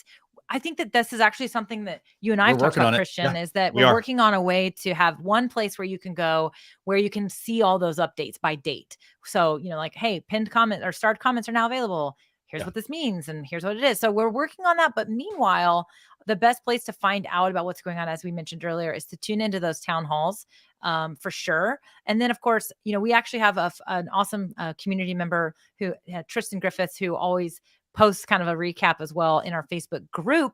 So you can look for his posts in our Facebook group. He tends to he took that upon himself, and he just kind of gives us a little Cliff's Notes version of those town hall updates. And you can usually find those things there. But we are working on a page on the website so that you guys can have one cool place to go, regardless of being on social media, to see those updates for sure. So love that we have a little bit of encouragement on that one there, Christian, because we've talked about that quite a bit. Definitely. So another question here from Rob Sprance. Can we live stream to Reddit? I don't know. So Reddit does offer, or they have started to offer some video features. I'm not aware that so the only way you'd be able to stream to Reddit would be if Reddit offered custom RTMP. Mm-hmm. And if you have the option to add, for example, if Reddit offers custom RTMP, then what you would do inside of StreamYard is just go create a new destination and add Reddit as an option. You basically copy the stream key and the stream URL from Reddit into StreamYard. And then when you go live on StreamYard, it would then push it out to Reddit. Right. So, yeah. I don't know enough about Reddit to really know that, or how that works, or what would even be some, concerns to even consider there, for sure. But maybe some of our users in the comments can help out there as far as the Reddit thing goes. Okay. All right. Let me see. Well, we did talk about cameras quite a bit. So Christopher, this is a question posted earlier in the stream. So hopefully, Christopher, you're still hanging out and talking to us. We actually literally just went through a pretty good rundown of your options. Your Ethernet cable, he says that Ethernet cable is plugged in for best connection. So 100%, definitely, like I mentioned earlier, your camera quality, if you have the best camera in the world, isn't going to really make a difference if you don't have good internet. And so I do suggest you be hardwired in using your Ethernet cable no matter what. But we just talked about, as far as webcams go, be careful about how much you spend on it. But a webcam probably is a USB webcam probably is going to be an improvement to a built-in camera, especially if you're using an older MacBook or an older PC. But as far as actual like upgrade cameras, and I saw this question posted a couple times. I personally think that the Sony ZV-E10 is one of the best cameras you can buy, because of the fact that, as I mentioned earlier, you can literally out of the box, as long as it has a lens, you can start using it right away. You literally can plug it into your computer and you can start using it as a webcam. And it's going to be significantly better than any webcam that, USB webcam that you buy on the market. Now, it's more expensive than a typical USB webcam, but it's going to serve you in ways. It's a great camera for taking pictures. It's a great camera for shooting, videos for your vlog. It's a great camera for live streaming, and you can upgrade it. You can add a better lens to it. You can add a capture card to your computer so that you can get that full resolution. You can get a dummy battery, which you're going to want to get as well, so that it can be powered all the time. So you can upgrade this camera, but out of the box, it's going to work. Other cameras, mirrorless cameras, aren't going to work out of the box. You're going to have to buy that capture card. You're going to have to make sure that it's got the right settings and things like that. So I personally love the Sony ZV-E10 for anyone looking to buy a new camera right now that they want to use, because of the versatility of it as well. But it is more expensive. So you have to make sure you save the money for your budget on that one. As far as USB cameras, I've seen the Elgato Facecam. in action, and it looks great. It does not have a built-in microphone, so keep that in mind. The Logitech StreamCam I have also seen. It That's good. is Yeah. a pretty good camera as well. These are very affordable cameras. But well, the Elgato Facecam is a little bit pricier, but it's a good camera. But the Logitech StreamCam is great. AverMedia also makes pretty decent webcams as well. Yeah. Always, whenever you're buying anything like tech, I always recommend read the reviews and then also go do some research on YouTube, because there's so many people that do review videos. You can actually see the camera in action. So make sure you give it, that's a great way to kind of get like a good feel for it, for sure. So anytime you're buying any kind of tech like that, that's what I suggest. Another good question here, by the way, from very simple question. Kathy's online sales saying, hey, anything new for free version in the new year? I'd say this, we're always rolling out new features throughout the year. So just pay attention to that. We also had a plan we offered back around Cyber Monday and Black Friday as well that gave you, it was our essentials plan. So it was a paid plan, but we are always rolling out new features to the plans. Again, the crop solo layout that was just added to all the plans, along with the picture-in-picture and whatnot. So keep an eye out for that. Love it. Let's see. Here's a question from Charlie, and I think this is what he's trying to get at. So Charlie says, hey, picture-in-picture is a great addition as I run a model railway show, and because I use a laptop, I can't use both my Brio and the laptop. So what he's basically asking is, can he run both cameras at once? Now, the thing to know about this, when you have a single computer, the computers only know one camera input. So in his case, if he wants to use both cameras, i.e. the one built into his laptop and that Logitech Brio, he would need to either have a second laptop with the camera positioned, and then that could actually come into your StreamYard dashboard as a second camera. You basically just open two instances, basically take the guest link, you send it to the other laptop, you open it up, and now you have two cameras that you can switch between. That is one option. And then the other option he could go with, as Mel was mentioning, is to go with something like, an additional, like a DSLR, a second DSLR, and then using the switcher to switch between those camera views as well. So that's a really good question. Yeah, no. And he had a follow-up question. Yeah, sure. As well. Can I broadcast live to the StreamYard Facebook page?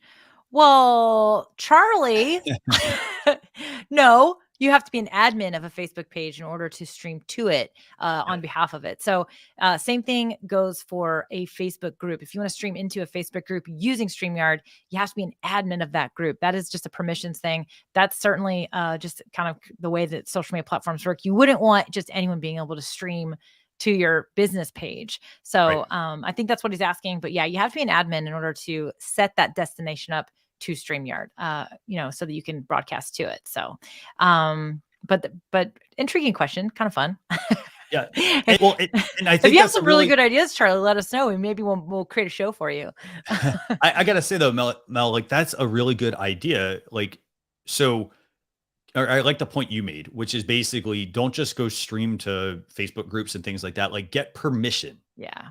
Make sure you get permission from whoever runs that group. So for example, I think Charlie's been on live stream reviews before, and he's got some great model trains and whatnot. And I think if he finds the right Facebook group, if it's not his own, talk to the owner, build some relationships with the owners so that then you can stream to those places and leverage those destinations. Cause there are other people that are interested in the model train industry, for example. Exactly. Yeah. So, no, I love it. Okay, so here's a question from Kathy. She says, during a live screen share, will we be able to share more than one thing at a time? I keep having to stop one share to start another. So essentially the way this works right now is sharing. I think this is a Chrome limitation, if I'm not mistaken, but I could be wrong. So what Kathy's saying is she wants to share her screen, and then she might want to be able to go back and forth. Like, I want to share Canva, then I want to share something else. She wants to be able to go back and forth. You can't currently have more than one screen share at the same time. Now you can have, so we have screen share, and we have video share, and we have slide share now. So you can have all three of those in your studio at the same time, and you can toggle back and forth, but you can't have more than one screen share, and you can't have more than one video share at the same time. So that is a limitation right now. Certainly, again, a good idea, Kathy. Maybe grab that feature request link and go submit that one for our developers to look at for sure. I do think though it might be a limitation on the browser side of things, though. It may be, yeah. And the other thing also is to think about what you're going to sequence. So if you're sharing a browser tab, that's one at a time, but then there's also the option to share a browser window. And the browser window depends on what you're trying to switch between. If you've got multiple tabs, prepare your work ahead of time. And so then that way you could have multiple tabs and switch between them. The other thing I like to do with something like this, if I'm like, hey, you know what, I got a lot of things I want to share, I will actually create a presentation off of it. Yeah. And I will share one presentation, and I have it open in a separate window, and I can, and I use it like as talking points throughout. So I have one window shared, I then go back to like this view, and then I cut back to the presentation, and I've switched slides. And then that way I don't have to do the whole up and down with sharing, multiple things, throughout. So, yeah, I like that idea, especially like you said, if you're able to. Now, if you're doing tutorials or demos, you wouldn't necessarily be able to do that. But one way you can is to record your tutorial and your demo as a video and upload those in your actual StreamYard account. We've done that before, of course. So, again, it does require that work ahead of time. But if you're doing live stuff, like meaning it needs to be live, that is a limitation. But if there are opportunities for you to prepare that content ahead of time, I definitely love the idea that Christian just provided with making sure that's ready to go. And I got one last point for her. So if she wants to actually just go to the Facebook group, ask your question, and do me a favor, tag me. I'm more than happy to also because I want to learn more about what your stream application is. Like, how are you, what are you trying to do? Because there may be a better solution than, what you may see on the surface. So let me know, and we can, work up a good idea, like a game plan for you. So love it. Cool. Okay. Cool. Can we, a couple questions here from Split Rock 323. Can we stream to Clapper yet? So again, same thing. If Clapper offers RTMP, you can add it as a destination inside of your StreamYard account and then broadcast out to their site. I'm not familiar with Clapper, but again, you could probably just search Clapper and RTMP and see what options they give you in order to do that. Again, also, if it's not available, submit a feature request to us as well, StreamYard.com/contact. Speaking of RTMP, Freedom Patriot Network has this question: how many RTMP live streams can you broadcast to? You want to take that one, Mel? You can stream any up to, it's the same, right? So if you're on a basic plan, you can multi-stream to 3 destinations. If you're on a pro plan, you can stream up to 8 destinations, and that would be RTMP. RTMP would count as one destination. So each RTMP custom destination counts as one. So for example, I could stream to, a custom RTMP destination plus Facebook plus YouTube, or I could stream to 3 custom RTMP destinations. So it depends on what plan you're on. If you're on the basic plan, you can multi-stream to 3. And then over on the pro plan, you can stream up to 8. So that is how that one works. Great question. Okay. Promo Home with TV has a question. They said they have a brand new MacBook Air. I'm going to assume this is an M1 MacBook Air. Do you like their cameras? Again, it's going to come down to this, the lighting. So the new MacBook M1 laptops have great webcams, but you do have to make sure you provide enough light. If you don't, it's going to look okay. So the more light you can put in, the better it's going to look. Okay. Let's see. Here's another one. Brittany's asking, does Loop Deck or Touch Portal work with StreamYard? So Loop Deck and Touch Portal are Stream Deck alternatives, and you can use them with StreamYard. Yeah. So again, it comes down to the software. Again, it's literally just making their like Loop Deck is physical buttons. Touch Portal is like putting it on a tablet and they're touch screens, but basically they're just buttons, tactile buttons that do something. So you can definitely use that with StreamYard. You can use it with the StreamYard hotkeys. You just simply need to set up the hotkeys inside of StreamYard, and then in the Loop Deck or Touch Portal, set up the buttons to correspond to that, and then just make sure you're in your broadcast and hit your buttons, and there you go. Exactly. And that's what I was going to say is you have to, with the Stream Deck, we actually created a profile. So all you have to do is download that profile, double click it, and it's automatically going to create a profile on your Stream Deck. I personally, I've started to see more and more about this loop deck in the touch portal, of course. So I don't know if there's a way that somebody can create one of those profiles and it works the same way. That is one of the beauties of the Stream Deck, is that you can literally have a profile, you can export a profile, send it to your friend, and you don't have to do the configuration. But with those, you probably are going to have to do that custom configuration. So you can access the hotkeys, go into the settings, and you will see hotkeys, and you can actually customize what those hotkeys, the shortcuts are. Essentially what it is the hotkeys is how it works with these other devices. And so they are literally shortcut, like kind of like, on a PC, you say Control C, it's going to copy the text. And when you say Control V, it's going to paste the text. Control Z is undo. We've created hotkeys that work with certain features of StreamYard. And this is version 1 of hotkeys. And so, I know our dev team has been really adamant to say, hey, it's only version 1. There's going to be more hotkey functionality coming in 2022. So anything that will work with a hotkey which should work with StreamYard. And so because you are literally essentially connecting that shortcut key to whatever that device is that you have. Yeah. Excellent. So here's another question here. This one's coming in from Video for Bosses. Before I send a feature request, I want to ask if this is available. Do we have the ability to screen share from a mobile while live, i.e. if I want to show my audience how to do something? So I'd look at it from 2 perspectives. If you're on a mobile device, no, you can't screen share from a mobile device. However, if you are on a computer, you can use apps like Reflector, QuickTime, for example. If you're on a Mac, you just simply have to hardwire your phone to your laptop, and then you'd be able to actually share the screen from the computer. Mm-hmm. And I love that you clarified that, because, showing what's on your phone. If you want to stream what is on this screen, like I think she's saying, I want to show my audience how to do something, then that's how you do it. You'd use one of those apps like the Reflector. But on a mobile device, you can stream mobily with StreamYard by going to StreamYard.com on a mobile device, but you cannot show your screen. You can't show your phone screen. You can't show your tablet screen. The devices are actually, it's a limitation on the device side of how that works. So as of right now, that won't be the way to do it. So if you did want to do a demo of a tutorial of something on a phone, you would need to do it the way Christian described. Oh, and awesome. She said she meant from a laptop, and yep, exactly. And I knew exactly what you meant. Again, 2 different options depending on what the application is. Okay, cool. I actually have a video on my YouTube channel about that, about using Reflector, because it's an awesome app. It's actually super great for tutorials, but also one of the reasons that I did that video is simply because a lot of people kept saying, hey, I want to do a virtual whiteboard and I want to do it with StreamYard.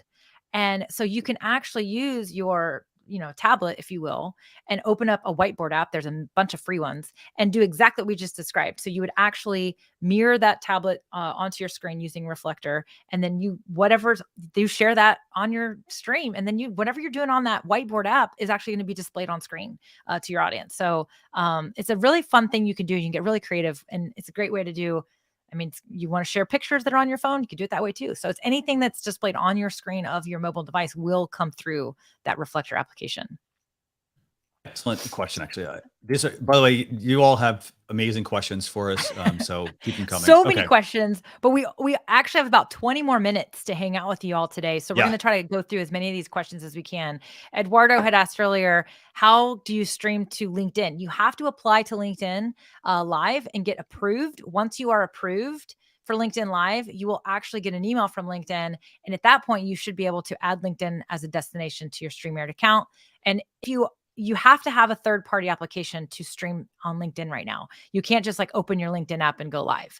I don't know if that's going to change, but you have to use, and StreamYard is one of the original actually partners with LinkedIn Live to do that. So good question. Is there a way I can share my friend screen while doing a live stream on StreamYard like screen mirroring? I actually pulled that question up, but we literally just chatted about it. So you can't share it, but you can use an application like we talked about, like with Reflector, Reflector 4. Reflector 4, by the way, we're on Reflector 4. That app has changed. Reflector 4 is the one you want to download. So if you do research on it, you might find multiple versions. And I shared a link to that, by the way, as well in the comments. Okay, so let's see. Here's a good question from Tiffany Marie Roman saying, I'd love for guests to have the ability to link their broadcast to their socials. Is that something that could happen for the future? So the answer to that would be, have you checked out StreamYard Teams? Yeah, that would be the solution to this. So Tiffany, everyone has at least one extra StreamYard team seat. So what this means, like, let's say if you had a guest that's going to come on your stream, you could actually give them a seat. You could make them a StreamYard team member. They can then connect their destinations to your account. And then when you set up the stream, you can actually set it up as a multi-stream to their account as well as your account. Now, of course, you got to be thoughtful of this because you want to make sure that you have these limitations set up with them, meaning, hey, I'm going to give you access, go connect your destinations. And then you're probably going to go ahead and maybe take them out of your account after that stream is over, unless you just are always doing collaborations with them. So you can basically make someone a team member and then remove them as a team member. And then the next guest, make them a team member and then remove them as a team member. So that would be one of the ways you can do that with StreamYard Teams.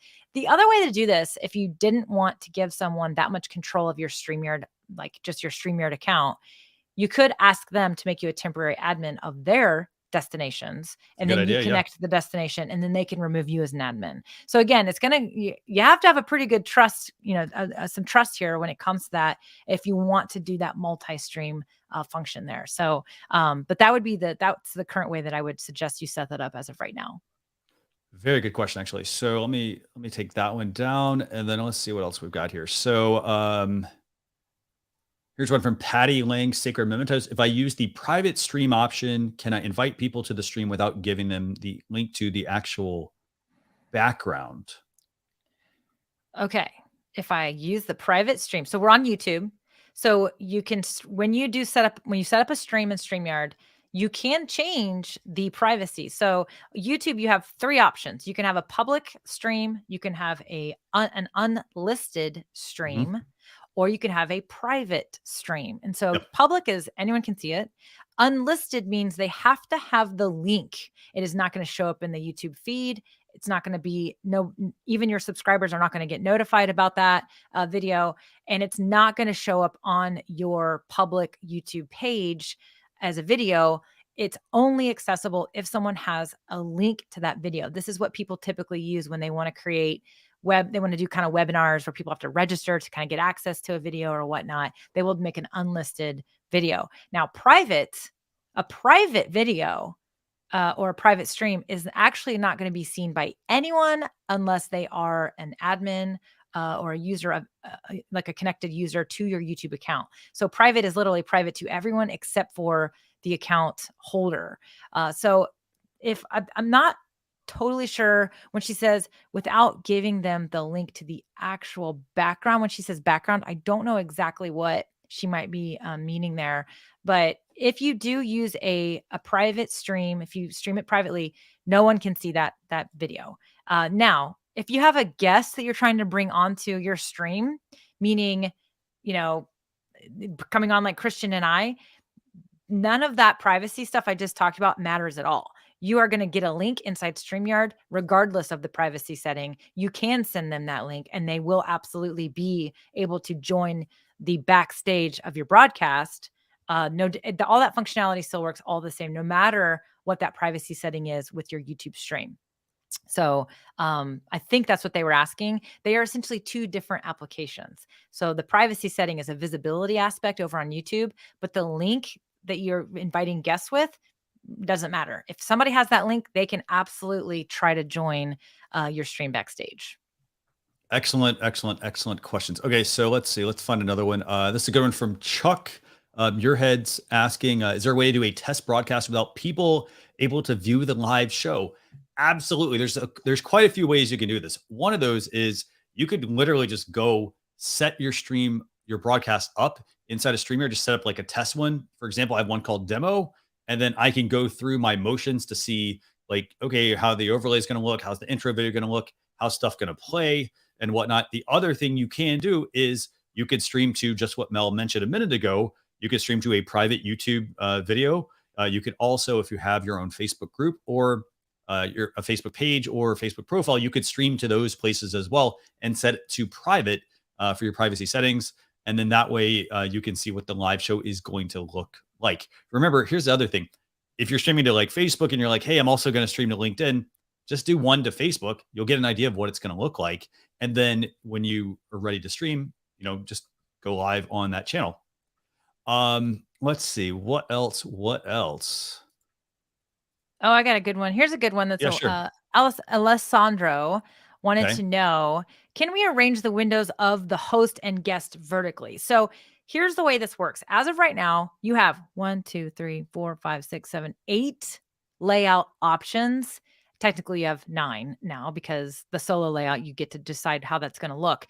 Those layouts are essentially the way everything works. So as I mentioned, so here's the solo layout, just me. That's with the wallpaper shown. Here's this close, tight-knit, full screen layout with Christian and I together. Here's both of us with our full screen webcams. And then if we were, it's going to pull your screen up, Christian. Sure. We have this layout, which is your main host with the small screen share. And then if you go to the big screen share, now you see both Christian and I here. And then we have picture in picture, which we're both here together. Then you have full screen share, which means no webcams are shown. Now, when you're in these layouts, you can rearrange me, like Christian and I can switch us. So if you watch, I just now switched us. Same thing for this layout here. I can switch where we are.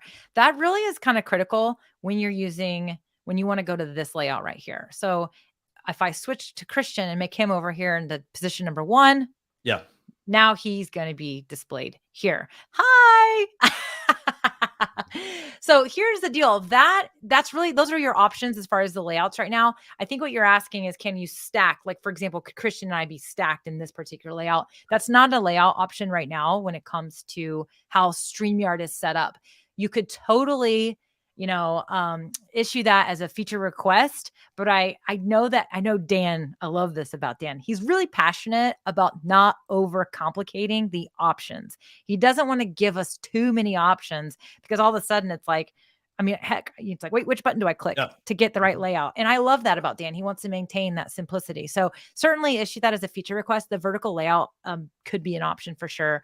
Also keep in mind that when you're using StreamYard, your stream is going to be in landscape format, meaning it's always going to look like this. So when I say this, I mean landscape. Okay. So wide format, not vertical. So I know that we see that vertical stacked interview style when you're on Instagram, but that is a whole different application used in a different way. So if you were to stack Christian and I, we'd be like cropped in real tight. Like you'd only see like my eyebrows to my chin maybe. So keep that in mind as well, as that there are some limitations with the layout. Excellent. Nope. Great question. So here's another one from Mama Do Niagara Pulu Demo.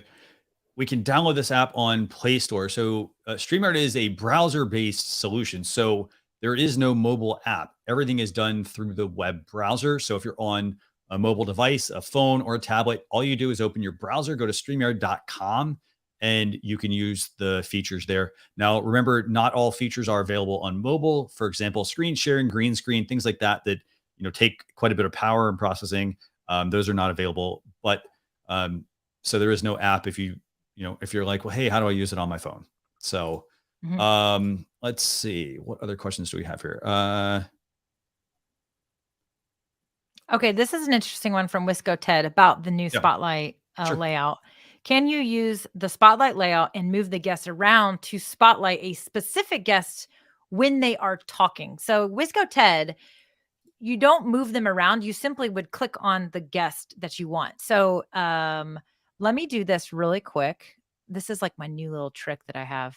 Okay, so I didn't get the greatest screen grab of you, Christian, so I apologize, but it's going to work out. Okay. Okay. All right. So here's what, not a good one of me either. Okay. Okay. So here's the deal. So let me take this down really quick. So down here at the bottom, right here, where I'm just going to highlight those. These are your layouts. I didn't even get this right. Hold on. There we go. I'm sorry. These right here is what you would click on in order to go from guest to guest to guest. So what you're doing here is you're actually clicking that button right there, or that button right there. So if I go to me, I'm here, and then I'm going to click on that button that I showed you on Christian, and now I'm highlighting Christian.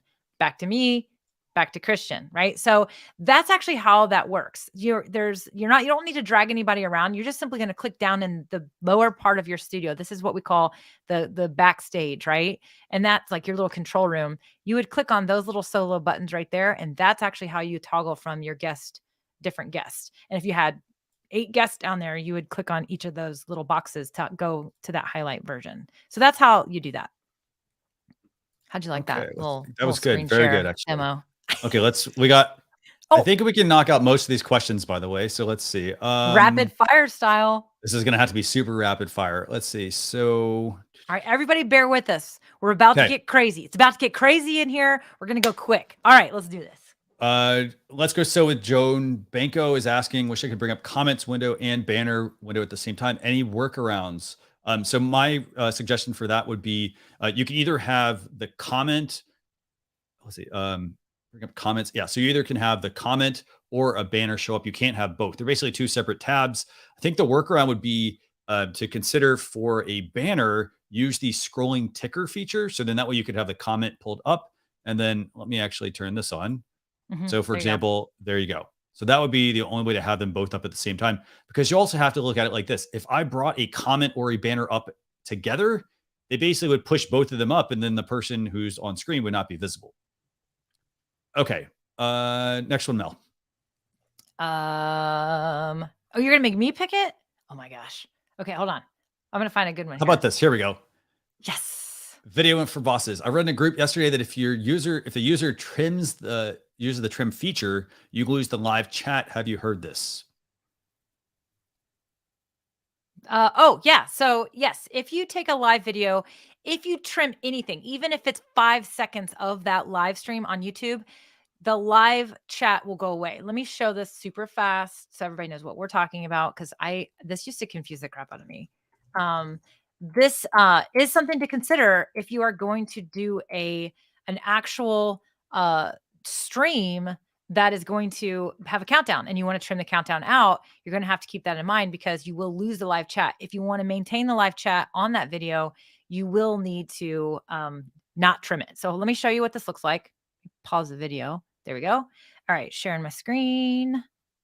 So as you notice over here, this is your chat replay. So this was last week's episode. If I were to scroll ahead here, then you would notice these are the comments at that time. So this is the live chat replay. So meaning when I'm watching the replay, I am seeing the comments as they came in during the live.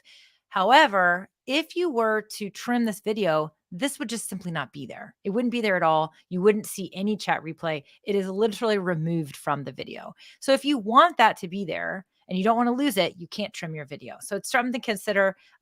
It is the way it works. And so yes, I've heard it, and it's real. It's here. It's here to stay. I don't think it's going away. So there you go. People wanted us to demo picture in picture. So while I have my screen shared, this is the picture in picture layout that you see here. So what it means is our screen share just went full screen, and now Christian and I are overlaid down in the lower corner. So this is something that people have asked for because they want to have that full screen. They don't want to have the background visible like this layout here.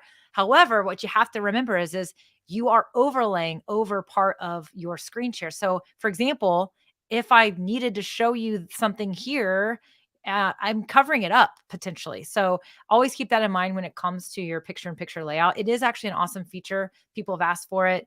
It is just a layout button down at the bottom of your layouts that we showed you earlier. So, but that's what it looks like. And as you display comments, you absolutely will get, we will pop up just like this, right? We pop up just like that. So you're overlaying over the actual screen share, which is really the thing that it's a personal preference. Personally, I use it sometimes, but honestly, most of the time I don't, because it does tend to overlay over something I need to be on screen. Okay. Any way to switch screen sharing faster? The only way that I can think of to make it faster would be to use the hotkey. So you can actually use a hotkey and it will change that layout. So there are hotkeys with each layout. So you can go with, again, we're here together. And then if I were doing a screen share, right there, screen share off. But that's, you can use your hotkeys. That would be the only way to really make it faster. All right, you pick one. Why do I see a Wi-Fi like icon in the top left corner showing I have 1 bar out of 3 when live streaming? I'm always directly plugged in with an Ethernet cable. So what Bennett Hunter is referring to is inside of your StreamYard. Here, let me share the screen. So actually, sorry, I got the wrong one. Yep, there we go. This one. Okay, so inside of here, what you'll sometimes have happen in this top little corner up here, you will get a Wi-Fi icon that will show up sometimes, regardless of if you're hardwired. That just indicates there's a network, sort of a network issue. And that network issue, like for example, when my stream dropped earlier, I was getting the Wi-Fi signal, even though I have 1,000 up and 1,000 down. So basically, it just means that you have some sort of network interruption going on. Mm-hmm. And so sometimes, in my case, it definitely was not the speed. It could have been the hardware. It could have been needing to restart my router. My solution for that would be to restart your computer, restart your router, so that it can kind of clear out all the junk. And then sometimes and typically that should fix the issue if you're having that issue. But again, it's not necessarily an Ethernet issue. It could just be something with your actual internet service. Yeah, totally. And that is typically what it is. If you are hardwired in, it's typically only other thing that could come into play here is if you have multiple people in your house, like watching Netflix, gaming, streaming, your bandwidth is actually going to be reduced regardless of your Ethernet cable. So that's also something to keep in mind, is that your household itself actually does have a limitation with bandwidth. And so if you have a lot of things going on, then that can actually reduce your internet connection as well. Yep. Quick question from Wolf Jans asking, can you put background pictures when you stream?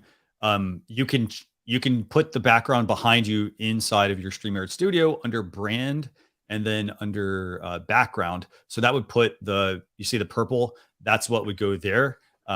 And then you could bring in your video feed. So that's how you go about doing that. Yeah. And you have to be on a paid plan to customize your background. So that's always something I would like to make sure everybody understands too. Okay, let's see. A couple other questions here. So we've got Philly Cable Dave saying so Philly Cable Dave is using a virtual camera to bring it into StreamYard. The transitions are sluggish. And so here's what typically is causing that. That's typically a video card issue. You don't have enough video card, enough power for the video card aspect. When you're trying to run 2 programs that are all in live stream, it's very heavy on your bandwidth. And you also need to have enough graphics power as well to do that. So that's typically what's going to cause that. It's not enough RAM to be able to render all of that stuff at the same time. Exactly. Yeah. It really has nothing to do with your StreamYard plan. It's your computer, the power and the setup, the hardware of your computer itself. So he's probably using like OBS virtual camera or maybe even Minicam virtual camera and bringing it over into StreamYard. Unfortunately, that nothing, you can't spend any more money on StreamYard for that to work better. It's not the StreamYard plan. So it's totally separate. Question here from Marina Llorente Kodala. Once YouTube live stream is trimmed, is there no way to undo it to get back the comments? Yeah. Nope, you cannot undo it. Once you trim it, it's gone. It's done. So yeah. Let's see. Another question. Let's see. So Patty Lang, Sacred Mementos, live streams seem to be bombarded with bots and trolls. Do you recommend blocking or ignoring? I'd say blocking. Yeah. If you know someone is definitely trolling or just they're spamming your thing, block them. In fact, that's what's really great about StreamYard is you can do that right inside the studio. You don't have to have YouTube open separately. You can absolutely block them and they will be blocked. The comment will be deleted and they'll be blocked from your channel. Because a lot of times they will repeat. They'll keep commenting. They are bots. A lot of times they're programmed to do that. The other thing you can do, it can be distracting. It can be really distracting to be talking to your audience. And then all of a sudden you see these comments and you're like, oh my gosh, what's going on? Most people that are watching they know it's somebody who's trying to wreak havoc, right? So they're not going to like look at you and say that it's a bad representation of you in most of these cases. But it is a good idea, especially as you grow your channel especially as you're going to be creating these live streams, to go ahead and maybe have a couple of trusted people be moderators, because a moderator can also do the same thing right from within the YouTube platform. If they are a moderator, they can actually do the same thing for you. And then you can just focus on your content. I know that especially a lot of larger channels, they'll even address their mods. They'll call them, they'll be like, hey mods, can you take care of that troll there? I see we got a troll. And then next thing you know, like it's all good. So certainly, I love that StreamYard lets you do it right inside the studio. I don't think you should ignore them. I do think you should try. However, if it's becoming a problem, then just take a break. Say, hey, everybody, I got a couple of trolls here to take care of. Just give me just a minute here. Let me go ahead and just take care of these real quick. Don't just like ignore your audience either. Let them know what's going on too. Most people, in most cases, it's going to be just fine. And I got to say, NLTW saying, get some good moderators. That also definitely helps. Speaking of moderators, things like that, we also have a question here from Let's Go Sew with Joan Banco. Can you show how to block? I've got that queued up right here. Sweet. Very simple. I'm in my comments inside of the StreamYard studio, and it's as simple as this. If I wanted to block the user, I just simply click on the 3 dots and select block user. And then that's going to block the user from being able to comment and whatnot on the stream. And there is a difference between deleting a comment and blocking. As I mentioned, blocking the user will delete the comments. Deleting the comment will just simply delete the comment. They can keep commenting even if you delete that comment, for sure. Well, Christian, I'm at my hard stop today. I don't know if you want to keep going or if we can close this down. This was fun though. This was fun. I definitely knew we'd get lots of questions. I apologize to anyone that we were not able to get to your question. We got more questions than I expected us to get, meaning just, I mean, like, we weren't even really like talking yet and people were posting questions. So that tells me that our audience loves a good live Q&A. And so we'll have to talk about that as a team and see maybe what we can do there to accommodate all of you that have these amazing questions. But here's the deal. Any of the questions you ask, in fact, every single question that was posted on this live stream, you should 100% feel comfortable posting that in our Facebook group. So if you're not already part of our Facebook community, you should definitely join that Facebook group. It's absolutely open. As long as you answer the questions, then you can be a part of the community. Post those questions in there. I know a lot of people that are in the comments actually are part of that community and are super helpful. You can get those answers. So I love coming on live and doing it, but don't ever feel like you need to wait for one of these opportunities to talk to Christian or I live.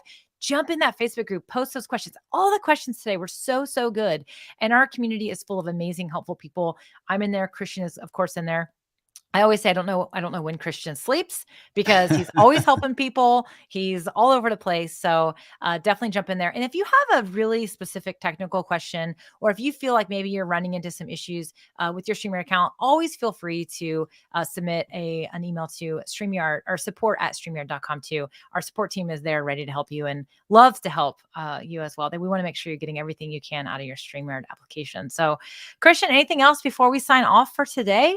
I think we should just tell them when the next show is, right? Oh, it's next Wednesday. Awesome. So every Wednesday, we are actually live here for Ask StreamYard at 11 a.m. Eastern time. And so again, Christian and I wanted to kind of mix things up today. This is our last Ask StreamYard episode for 2021, but we are definitely back for 2022 every Wednesday at 11 o'clock Eastern time. I am the normal host for that show, but Christian and I have talked about it.